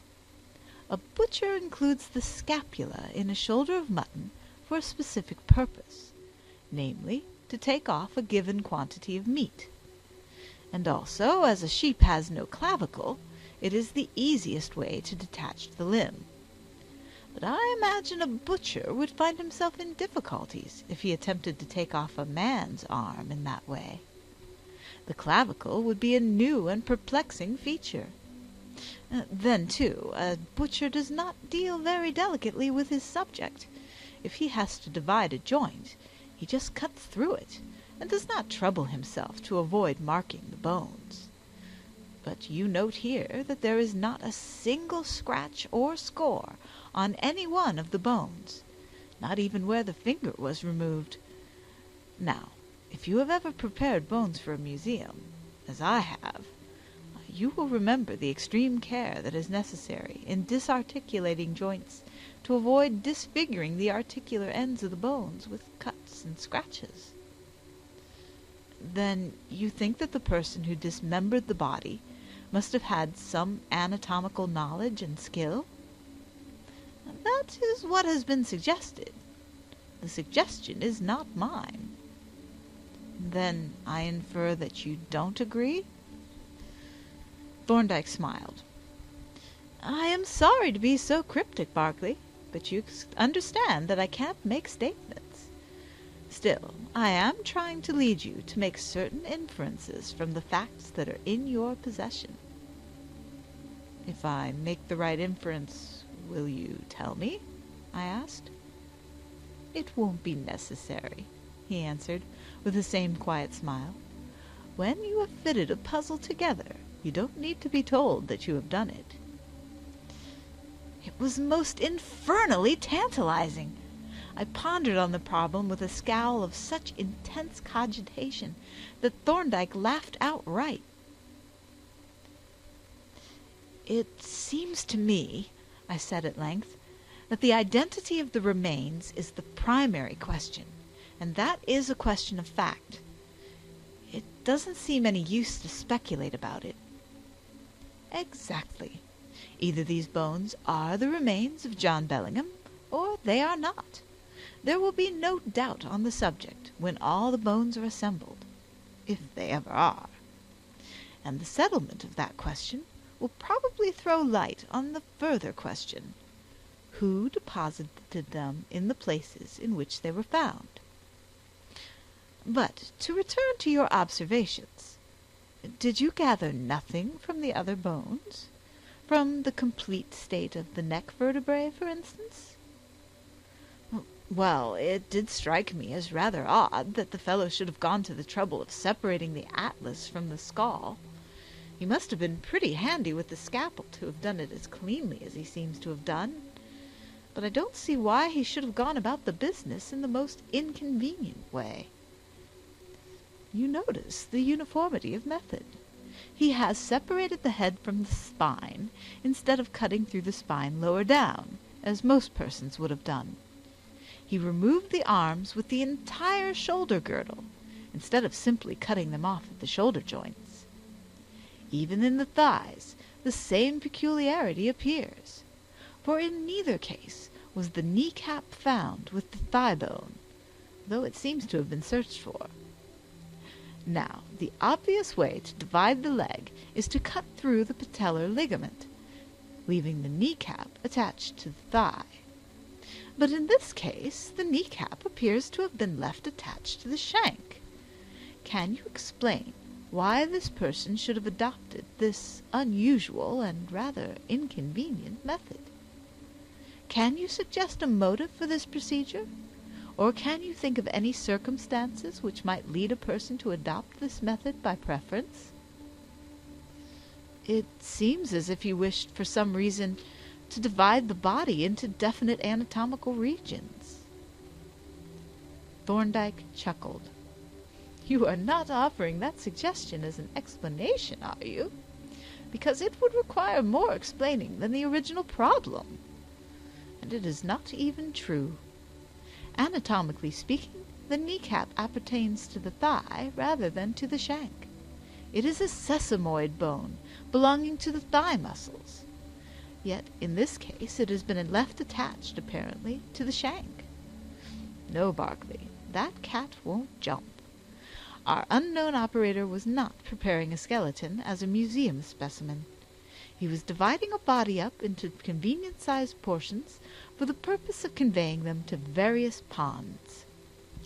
Now, what circumstances might have led him to divide it in this peculiar manner? I am afraid I have no suggestion to offer. Have you? Thorndyke suddenly lapsed into ambiguity. I think, he said, it is possible to conceive such circumstances, and so probably will you, if you think it over. Did you gather anything of importance from the evidence at the inquest? I asked. It is difficult to say, he replied. The whole of my conclusions in this case are based on what is virtually circumstantial evidence. I have not one single fact of which I can say that it admits only of a certain single interpretation. Still, it must be remembered that even the most inconclusive facts, if sufficiently multiplied, yield a highly conclusive total. And my little pile of evidence is growing, particle by particle. But we mustn't sit here gossiping at this time of day. I have to consult with Marchmont, and you say that you have an early afternoon engagement. We can walk together as far as Fleet Street. A minute or two later, we went our respective ways, Thorndyke towards Lombard Street, and I to Fetter Lane, not unmindful of those coming events that were casting so agreeable a shadow before them.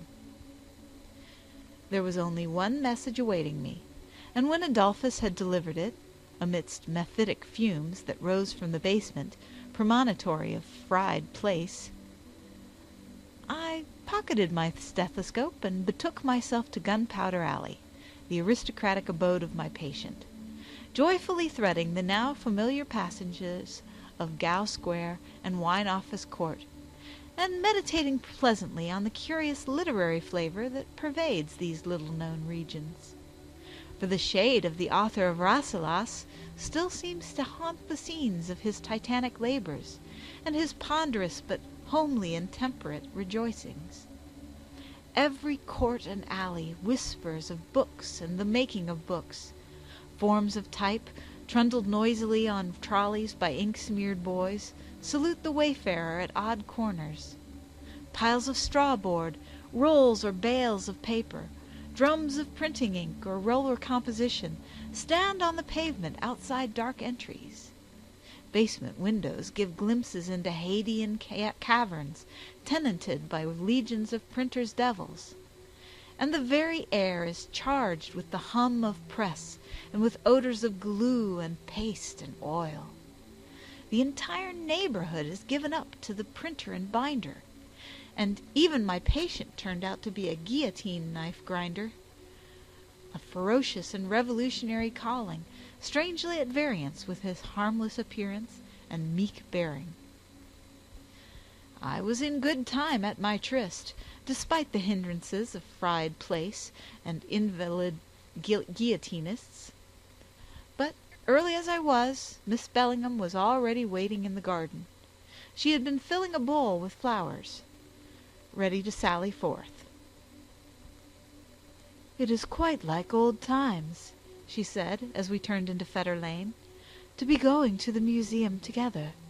It brings back the Tel El Amarna tablets, and all your kindness and unselfish labor. I suppose we shall walk there today?" "Certainly," I replied. "I am not going to share your society with the common mortals who ride in omnibuses. That would be sheer sinful waste. Besides, it is more companionable to walk." "Yes, it is, and the bustle of the streets makes one more appreciative of the quiet of the museum. What are we going to look at when we get there?" "You must decide that," I replied. "You know the collection much better than I do." "Well now," she mused, "I wonder what you would like to see. or, in other words, what I should like you to see. The old English pottery is rather fascinating, especially the Fulham ware. I rather think I shall take you to see that." She reflected a while, and then, just as we reached the gate of Staple Inn, she stopped and looked thoughtfully down the Gray's Inn Road. "You have taken a great interest in our case, as Dr. Thorndyke calls it. Would you like to see the churchyard where Uncle John wished to be buried? It is a little out of our way, but we are not in a hurry, are we?" I certainly was not. Any deviation that might prolong our walk was welcome, and as to the place, why, all places were alike to me, if only she were by my side. Besides, the churchyard was really of some interest, since it was undoubtedly the exciting cause of the obnoxious paragraph 2 of the disputed will. I accordingly expressed a desire to make its acquaintance, and we crossed to the entrance on to Gray's Inn Road. "Do you ever try," she asked, as we turned down the dingy thoroughfare, "to picture to yourself familiar places as they looked a couple of 100 years ago?" "Yes," I answered, "and very difficult I find it. One has to manufacture the materials for reconstruction, and then the present aspect of the place will keep obtruding itself. But some places are easier to reconstitute than others." "That is what I find," said she. "Now, Holborn, for instance, is quite easy to reconstruct, though I dare say the imaginary form isn't a bit like the original. But there are fragments left, like Staple Inn and the front of Gray's Inn, and then one has seen prints of the old Middle Row and some of the taverns, so that one has some material with which to help out one's imagination. But this road that we are walking in always baffles me. It looks so old, and yet is for the most part so new, that I find it impossible to make a satisfactory picture of its appearance. Say, when Sir Roger de Coverley might have strolled in Gray's Inn Walks, or farther back, when Francis Bacon had chambers in the inn." "I imagine," said I, "that part of the difficulty is the mixed character of the neighborhood. Here on the one side is old Gray's Inn, not much changed since Bacon's time. His chambers are still to be seen, I think, over the gateway. And there, on the Clerkenwell side, is a dense and rather squalid neighborhood which has grown up over a region partly rural and wholly fugitive in character.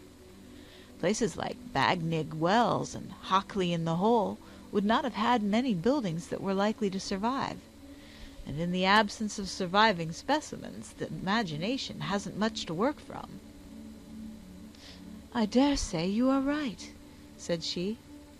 "Certainly the purlieus of old Clerkenwell present a very confused picture to me, whereas in the case of an old street, like, say, Great Ormond Street, one has only to sweep away the modern buildings and replace them with glorious old houses, like the few that remain, dig up the roadway and pavements and lay cobblestones, plant a few wooden posts, hang up 1 or 2 oil lamps, and the transformation is complete. And a very delightful transformation it is." "Very delightful, which, by the way, is a melancholy thought, for we ought to be doing better work than our forefathers, whereas what we actually do is pull down the old buildings, clap the doorways, porticos, paneling, and mantels in our museums, and then run up something inexpensive and useful and deadly uninteresting in their place."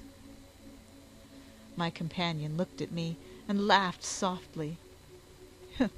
"For a naturally cheerful and even gay young man," said she, "you are most amazingly pessimistic. The mantle of Jeremiah, if he ever wore one, seems to have fallen on you, but without in the least impairing your good spirits, excepting in regard to matters architectural." "I have much to be thankful for," said I. Am I not taken to the museum by a fair lady?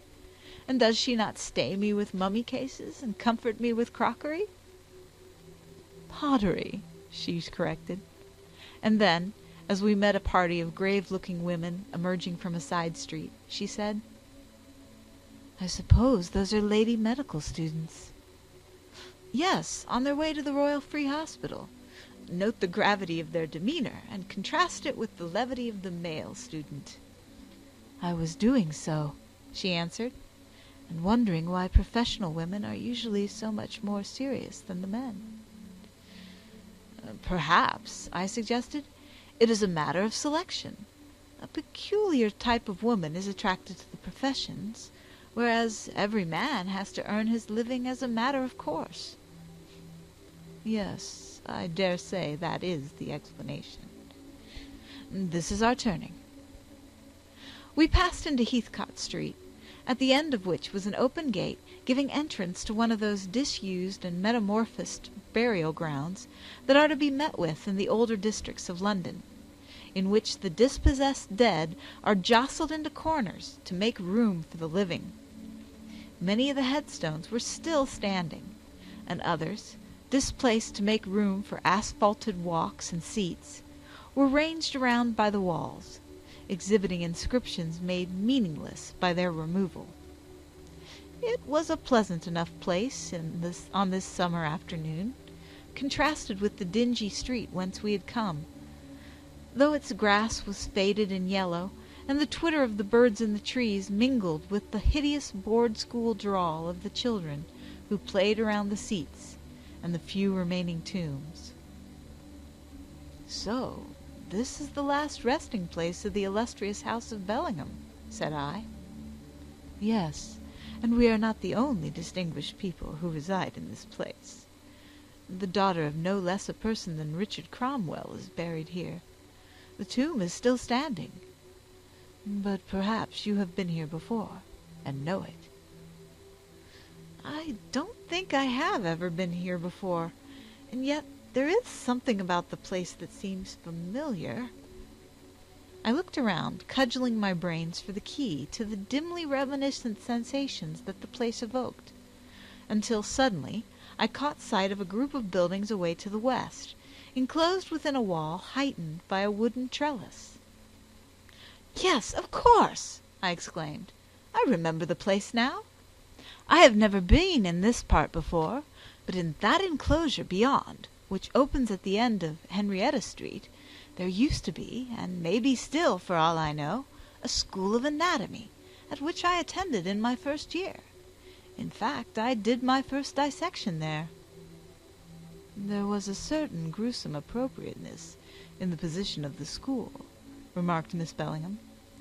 "It would have been really convenient in the days of the resurrection, then. Your material would have been delivered at your very door. Was it a large school?" "The attendance varied according to the time of year. Sometimes I worked there quite alone. I used to let myself in with a key and hoist my subject out of a sort of sepulchral tank by means of a chain tackle. It was a ghoulish business. You have no idea how awful the body used to look, to my unaccustomed eyes, as it rose slowly out of the tank. It was like the resurrection scenes that you see on some old tombstones, where the deceased is shown rising out of his coffin, while the skeleton Death falls vanquished, with his dart shattered and his crown toppling off. I remember, too, that the demonstrator used to wear a blue apron, which created a sort of impression of a cannibal butcher's shop. But I am afraid I am shocking you." "No, you are not. Every profession has its unpresentable aspects, which ought not to be seen by outsiders. Think of a sculptor's studio, and of the sculptor himself when he is modeling a large figure or group in the clay. He might be a bricklayer or a road sweeper, if you judge by his appearance. This is the tomb I was telling you about." We halted before the plain coffer of stone, weathered and wasted by age, but yet kept in decent repair by some pious hands, and read the inscription, setting forth with modest pride that here reposed Anna, 6th daughter of Richard Cromwell, the Protector. It was a simple monument and commonplace enough, with the crude severity of the ascetic age to which it belonged. But still it carried the mind back to those stirring times when the leafy shades of Gray's Inn Lane must have resounded with the clank of weapons and the tramp of armed men, when this bald recreation ground was a rustic churchyard, standing amidst green fields and hedgerows, and countrymen, leading their pack-horses into London through the lane, would stop to look in over the wooden gate. Miss Bellingham looked at me critically as I stood thus reflecting, and presently remarked, "I think you and I have a good many mental habits in common." I looked up inquiringly, and she continued, "I notice that an old tombstone seems to set you meditating. So it does me. When I look at an ancient monument, and especially an old headstone, I find myself almost unconsciously retracing the years to the date that is written on the stone. Why do you think that is? Why should a monument be so stimulating to the imagination? And why should a common headstone be more so than any other?" "I suppose it is," I answered reflectively, "that a churchyard monument is a peculiarly personal thing, and appertains in a peculiar way to a particular time, and the circumstance that it has stood untouched by the passing years, while everything around has changed, helps the imagination to span the interval. And the common headstone, the memorial of some dead and gone farmer or laborer who lived and died in the village hard by, is still more intimate and suggestive. The rustic childish sculpture of the village mason, and the artless doggerel of the village schoolmaster, bring back the time and place, and the conditions of life, much more vividly than the more scholarly inscriptions and the more artistic enrichments of monuments of greater pretensions. But where are your own family tombstones?" "They are over in that farther corner. There is an intelligent but inopportune person apparently copying the epitaphs. I wish he would go away. I want to show them to you." I now noticed for the first time an individual engaged, notebook in hand, in making a careful survey of a group of old tombstones. Evidently he was making a copy of the inscriptions, for not only was he poring attentively over the writing on the face of the stone, but now and again he helped out his vision by running his fingers over the worn lettering. "That is my grandfather's tombstone that he is copying now," said Miss Bellingham, and even as she spoke the man turned and directed a searching glance at us with a pair of keen spectacled eyes.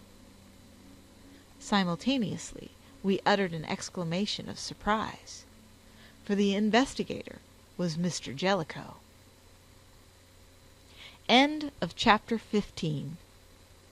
The Eye of Osiris by R. Austin Freeman.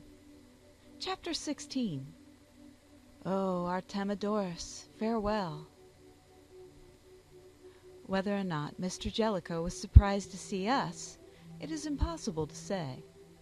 His countenance, which served the ordinary purposes of a face, inasmuch as it contained the principal organs of special sense, with the inlets to the alimentary and respiratory tracts, was, as an apparatus for the expression of the emotions, a total failure.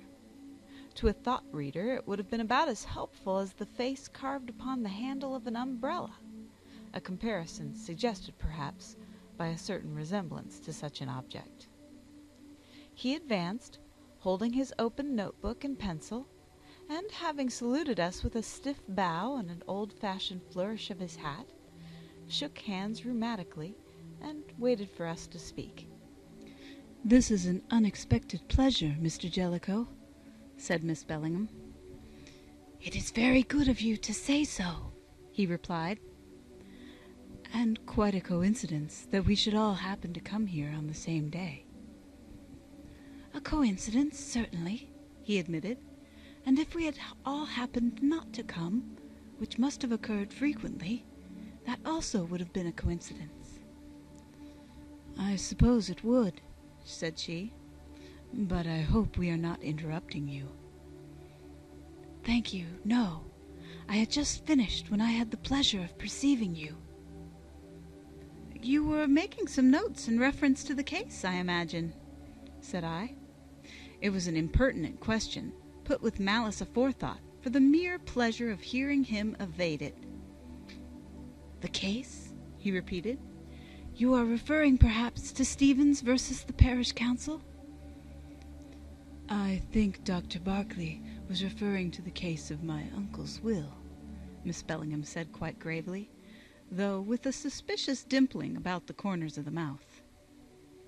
"Indeed," said Mr. Jellicoe. "There is a case, is there? A suit?" "I mean the proceedings instituted by Mr. Hurst."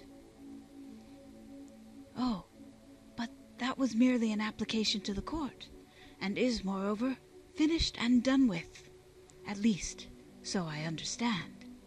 I speak, of course, subject to correction. I am not acting for Mr. Hurst, you will be pleased to remember. As a matter of fact," he continued after a brief pause, "I was just refreshing my memory as to the wording of the inscriptions on these stones, especially that of your grandfather, Francis Bellingham. It has occurred to me that if it should appear by the finding of the coroner's jury that your uncle is deceased, it would be proper and decorous that some memorial should be placed here. But as the burial ground is closed, there might be some difficulty about erecting a new monument, whereas there would probably be none in adding an inscription to one already existing. Hence these investigations. For if the inscription on your grandfather's stone had set forth that here rests the body of Francis Bellingham, it would have been manifestly improper to add also that of John Bellingham, son of the above. Fortunately, the inscription was more discreetly drafted, merely recording the fact that this monument is sacred to the memory of the said Francis, and not committing itself as to the whereabouts of the remains. But perhaps I am interrupting you?" "No, not at all," replied Miss Bellingham, which was grossly untrue. He was interrupting me most intolerably. "We were going to the British Museum, and just looked in here on our way." "Ha!" said Mr. Jellicoe. "Now, I happen to be going to the museum, too, to see Dr. Norbury. I suppose that is another coincidence?" "Certainly it is," Miss Bellingham replied. And then she asked, "Shall we walk there together?" And the old curmudgeon actually said, "Yes." Confound him! We returned to the Gray's Inn Road, where, as there was now room for us to walk abreast, I proceeded to indemnify myself for the lawyer's unwelcome company by leading the conversation back to the subject of the missing man. "Was there anything, Mr. Jellicoe, in Mr. John Bellingham's state of health that would make it probable that he might die suddenly?" The lawyer looked at me suspiciously for a few moments, and then remarked, "You seem to be greatly interested in John Bellingham and his affairs." "I am. My friends are deeply concerned in them, and the case itself is of more than common interest from a professional point of view." "And what is the bearing of this particular question?" "Surely it is obvious," said I. "If a missing man is known to have suffered from some affliction, such as heart disease, aneurysm, or arterial degeneration, likely to produce sudden death, that fact will surely be highly material to the question as to whether he is probably dead or alive."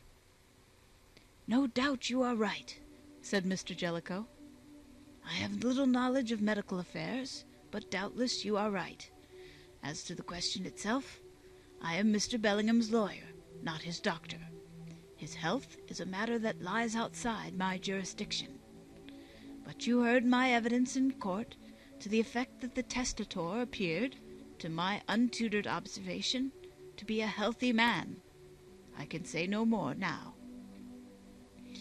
"If the question is of any importance," said Miss Bellingham, "I wonder they did not call his doctor and settle it definitely. My own impression is that he was, or is, rather a strong and sound man. He certainly recovered very quickly and completely after the accident." "What accident was that?"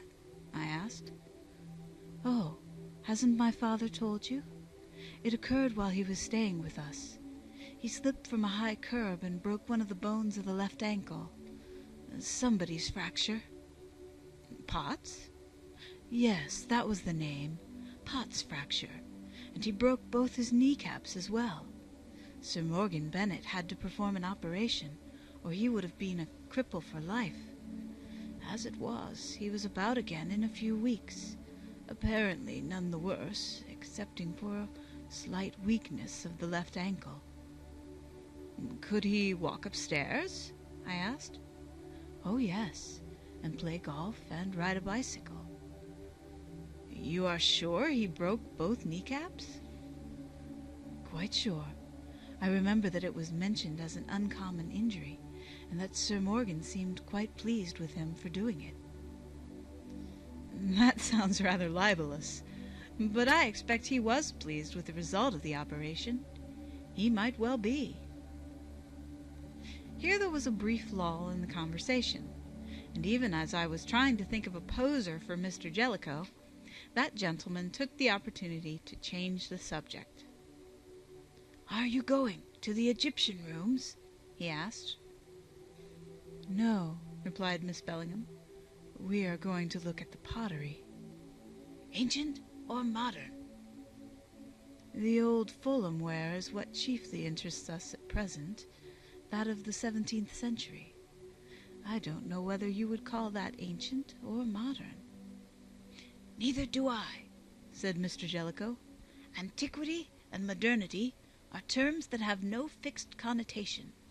They are purely relative, and their application in a particular instance has to be determined by a sort of sliding scale.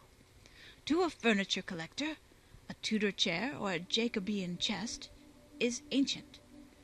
To an architect, their period is modern, whereas an 11th century church is ancient. But to an Egyptologist, accustomed to remains of a vast antiquity, both are products of modern periods separated by an insignificant interval. And I suppose," he added reflectively, "that to a geologist the traces of the very earliest dawn of human history appertain only to the recent period. Conceptions of time, like all other conceptions, are relative." "You appear to be a disciple of Herbert Spencer," I remarked. "I am a disciple of Arthur Jellicoe, sir," he retorted, and I believed him. By the time we had reached the museum, he had become almost genial, and if less amusing in this frame, he was so much more instructive and entertaining that I refrained from baiting him, and permitted him to discuss his favorite topic unhindered, especially since my companion listened with lively interest. Nor, when we entered the great hall, did he relinquish possession of us, and we followed submissively as he led the way past the winged bulls of Nineveh and the great seated statues, until we found ourselves, almost without the exercise of our volition, in the upper room amidst the glaring mummy cases that had witnessed the birth of my friendship with Ruth Bellingham. "Before I leave you," said Mr. Jellicoe, "I should like to show you that mummy that we were discussing the other evening. The one, you remember, that my friend John Bellingham presented to the museum a little time before his disappearance. The point that I mentioned is only a trivial one, but it may become of interest hereafter if any plausible explanation should be forthcoming." He led us along the room until we arrived at the case containing John Bellingham's gift, where he halted and gazed in at the mummy with the affectionate reflectiveness of the connoisseur. "The bitumen coating was what we were discussing, Miss Bellingham," said he. "You have seen it, of course." "Yes," she answered. "It is a dreadful disfigurement, isn't it?" "Aesthetically it is to be deplored, but it adds a certain speculative interest to the specimen. You notice that the black coating leaves the principal decoration and the whole of the inscription untouched, which is precisely the part that one would expect to find covered up, whereas the feet and the back, which probably bore no writing, are quite thickly encrusted. If you stoop down, you can see that the bitumen was daubed freely into the lacings of the back, where it served no purpose, so that even the strings are embedded." He stooped as he spoke, and peered up inquisitively at the back of the mummy, where it was visible between the supports. "Has Dr. Norbury any explanation to offer?" asked Miss Bellingham. "None whatever," replied Mr. Jellicoe. "He finds it as great a mystery as I do, but he thinks that we may get some suggestion from the director when he comes back. He is a very great authority, as you know, and a practical excavator of great experience, too. But I mustn't stay here talking of these things and keeping you from your pottery. Perhaps I have stayed too long already. If I have, I ask your pardon, and I will now wish you a very good afternoon." With a sudden return to his customary wooden impassivity, he shook hands with us, bowed stiffly, and took himself off towards the curator's office. "What a strange man that is," said Miss Bellingham, as Mr. Jellicoe disappeared through the doorway at the end of the room. "Or perhaps I should say a strange being, for I can hardly think of him as a man. I have never met any other human creature at all like him." "He is certainly a queer old fogey," I agreed. "Yes, but there is something more than that. He is so emotionless, so remote and aloof from all mundane concerns. He moves among ordinary men and women, but as a mere presence, an unmoved spectator of their actions, quite dispassionate and impersonal. Yes, he is astonishingly self-contained. In fact, he seems, as you say, to go to and fro among men, enveloped in a sort of infernal atmosphere of his own, like Marley's ghost. But he is lively and human enough as soon as the subject of Egyptian antiquities is broached." "Lively, but not human. He is always, to me, quite unhuman. Even when he is most interested and even enthusiastic, he is a mere personification of knowledge. Nature ought to have furnished him with an ibis's head like Tahuti. Then he would have looked his part." "He would have made a rare sensation in Lincoln's Inn if he had." And we both laughed heartily at the imaginary picture of Tahuti Jellicoe, slender-beaked and top-hatted, going about his business in Lincoln's Inn and the law courts. Insensibly, as we talked, we had drawn near to the mummy of Artemidorus, and now my companion halted before the case with her thoughtful gray eyes bent dreamily on the face that looked out at us. I watched her with reverent admiration. How charming she looked as she stood with her sweet grave face turned so earnestly to the object of her mystical affection. How dainty and full of womanly dignity and grace.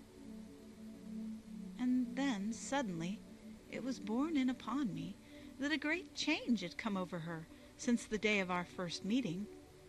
She had grown younger, more girlish, and more gentle. At first she had seemed much older than I, a sad-faced woman, weary, solemn, enigmatic, almost gloomy, with a bitter, ironic humor and a bearing distant and cold. Now she was only maidenly and sweet, tinged, it is true, with a certain seriousness, but frank and gracious, and wholly lovable. Could the change be due to our growing friendship? As I asked myself the question, my heart leapt with a newborn hope. I yearned to tell her all that she was to me, all that I hoped we might be to one another in the years to come. At length, I ventured to break in upon her reverie. "What are you thinking about so earnestly, fair lady?" She turned quickly with a bright smile and sparkling eyes that looked frankly into mine. "I was wondering," said she, "if he was jealous of my new friend. But what a baby I am to talk such nonsense." She laughed softly and happily, with just an adorable hint of shyness. "Why should he be jealous?" I asked. "Well, you see, before we were friends, he had me all to himself. I have never had a man friend before, except my father, and no really intimate friend at all. And I was very lonely in those days after our troubles had befallen. I am naturally solitary, but still I am only a girl. I am not a philosopher. So when I felt very lonely, I used to come here and look at Artemidorus, and make believe that he knew all the sadness of my life and sympathized with me. It was very silly, I know, but yet somehow it was a real comfort to me." "It was not silly of you at all. He must have been a good man, a gentle, sweet-faced man who had won the love of those who knew him, as this beautiful memorial tells us. And it was wise and good of you to sweeten the bitterness of your life with the fragrance of this human love that blossoms in the dust after the lapse of centuries. No, you were not silly. And Artemidorus is not jealous of your new friend." "Are you sure?" She still smiled as she asked the question, but her glance was soft, almost tender, and there was a note of whimsical anxiety in her voice. "Quite sure. I give you my confident assurance." She laughed gaily. "Then," said she, "I am satisfied, for I am sure you know. But here is a mighty telepathist who can read the thoughts even of a mummy, a most formidable companion. But tell me how you know." "I know because it is he who gave you to me to be my friend. Don't you remember?" "Yes, I remember," she answered softly. "It was when you were so sympathetic with my foolish whim that I felt we were really friends. And I, when you confided your pretty fancy to me, thanked you for the gift of your friendship, and treasured it, and do still treasure it, above everything on earth." She looked at me quickly with a sort of nervousness in her manner, and cast down her eyes. Then, after a few moments' almost embarrassed silence, as if to bring our talk back to a less emotional plane, she said,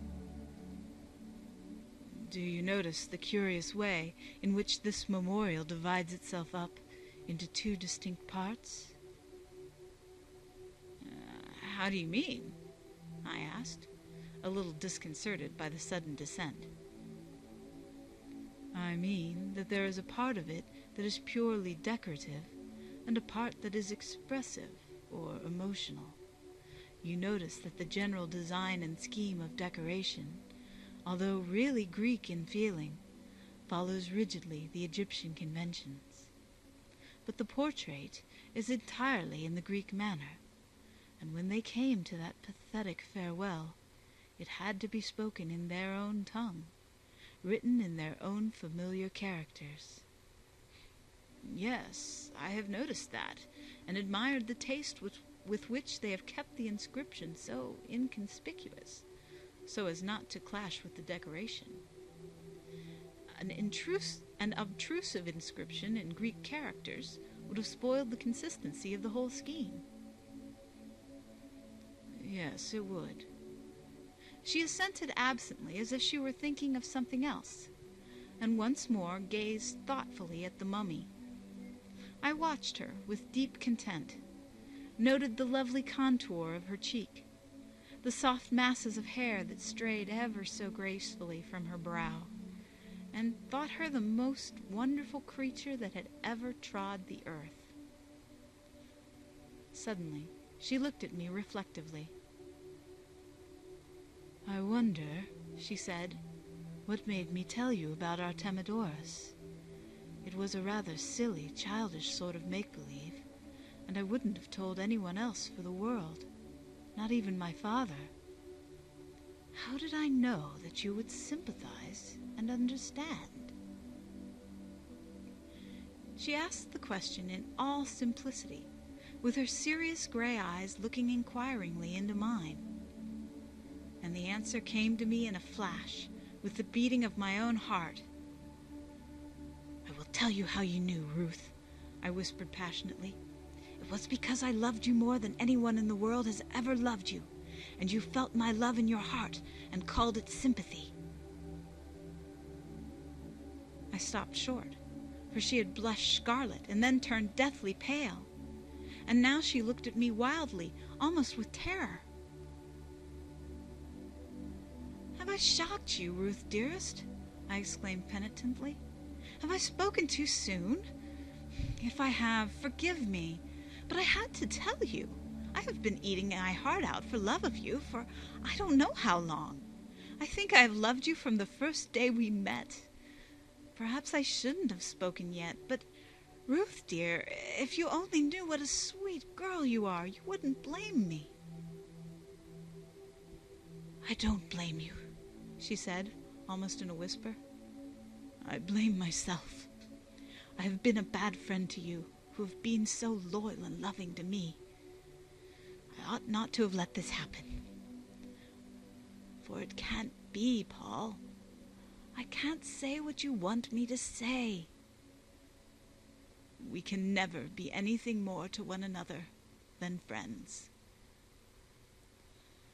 A cold hand seemed to grasp my heart, a horrible fear that I had lost all that I cared for, all that made life desirable. "Why can't we?" I asked. "Do you mean that the gods have been gracious to some other man?" "No, no," she answered hastily, almost indignantly. "Of course, I don't mean that." "Then it is only that you don't love me yet. Of course you don't. Why should you? But you will, dear, some day, and I will wait patiently until that day comes and not trouble you with entreaties. I will wait for you as Jacob waited for Rachel, and as the long years seemed to him but as a few days because of the love he bore her, so it shall be with me. If only you will not send me away quite without hope." She was looking down, white-faced, with a hardening of the lips as if she were in bodily pain. "You don't understand," she whispered. "It can't be. It can never be. There is something that makes it impossible, now and always. I can't tell you more than that." "But, Ruth, dearest," I pleaded despairingly, "may it not become possible some day? Can it not be made possible? I can wait, but I can't give you up. Is there no chance whatever that this obstacle may be removed?" "Very little, I fear. Hardly any. No, Paul, it is hopeless, and I can't bear to talk about it. Let me go now. Let us say goodbye here and see one another no more. For a while. Perhaps we may be friends again some day, when you have forgiven me." "Forgiven you, dearest?" I exclaimed. "There is nothing to forgive, and we are friends, Ruth. Whatever happens, you are the dearest friend I have on earth, or can ever have." "Thank you, Paul," she said faintly. "You are very good to me. But let me go, please. I must go. I must be alone." She held out a trembling hand, and as I took it, I was shocked to see how terribly agitated and ill she looked. "May I not come with you, dear?" I pleaded. "No, no," she exclaimed breathlessly. "I must go away by myself. I want to be alone. Goodbye." "Before I let you go, Ruth, if you must go, I must have a solemn promise from you." Her sad gray eyes met mine, and her lips quivered with an unspoken question. "You must promise me," I went on, "that if ever this barrier that parts us should be removed, you will let me know instantly. Remember that I love you always, and that I am waiting for you always on this side of the grave." She caught her breath in a quick little sob and pressed my hand. "Yes," she whispered, "I promise. Goodbye." She pressed my hand again and was gone, and as I gazed at the empty doorway through which she had passed, I caught a glimpse of her reflection in a glass case on the landing, where she had paused for a moment to wipe her eyes. I felt it, in a manner, indelicate to have seen her, and turned away my head quickly. And yet I was conscious of a certain selfish satisfaction in the sweet sympathy that her grief bespoke. But now that she was gone, a horrible sense of desolation descended on me. Only now, by the consciousness of irreparable loss, did I begin to realize the meaning of this passion of love that had stolen unawares into my life. How it had glorified the present and spread a glamour of delight over the dimly considered future. How all pleasures and desires, all hopes and ambitions, had converged upon it as a focus. How it had stood out as the one great reality behind which the other circumstances of life were as a background, shimmering, half-seen, immaterial, and unreal. And now it was gone, lost, as it seemed, beyond hope, and that which was left to me was but the empty frame from which the picture had vanished. I have no idea how long I stood rooted to the spot where she had left me, wrapped in a dull consciousness of pain, immersed in a half-numb reverie. Recent events flitted dreamlike through my mind. Our happy labors in the reading room, our first visit to the museum, and this present day that had opened so brightly and with such joyous promise. One by one, these phantoms of a vanished happiness came and went. Occasional visitors sauntered into the room, but the galleries were mostly empty that day, gazed inquisitively at my motionless figure, and went their way. And still the dull, intolerable ache in my breast went on, the only vivid consciousness that was left to me.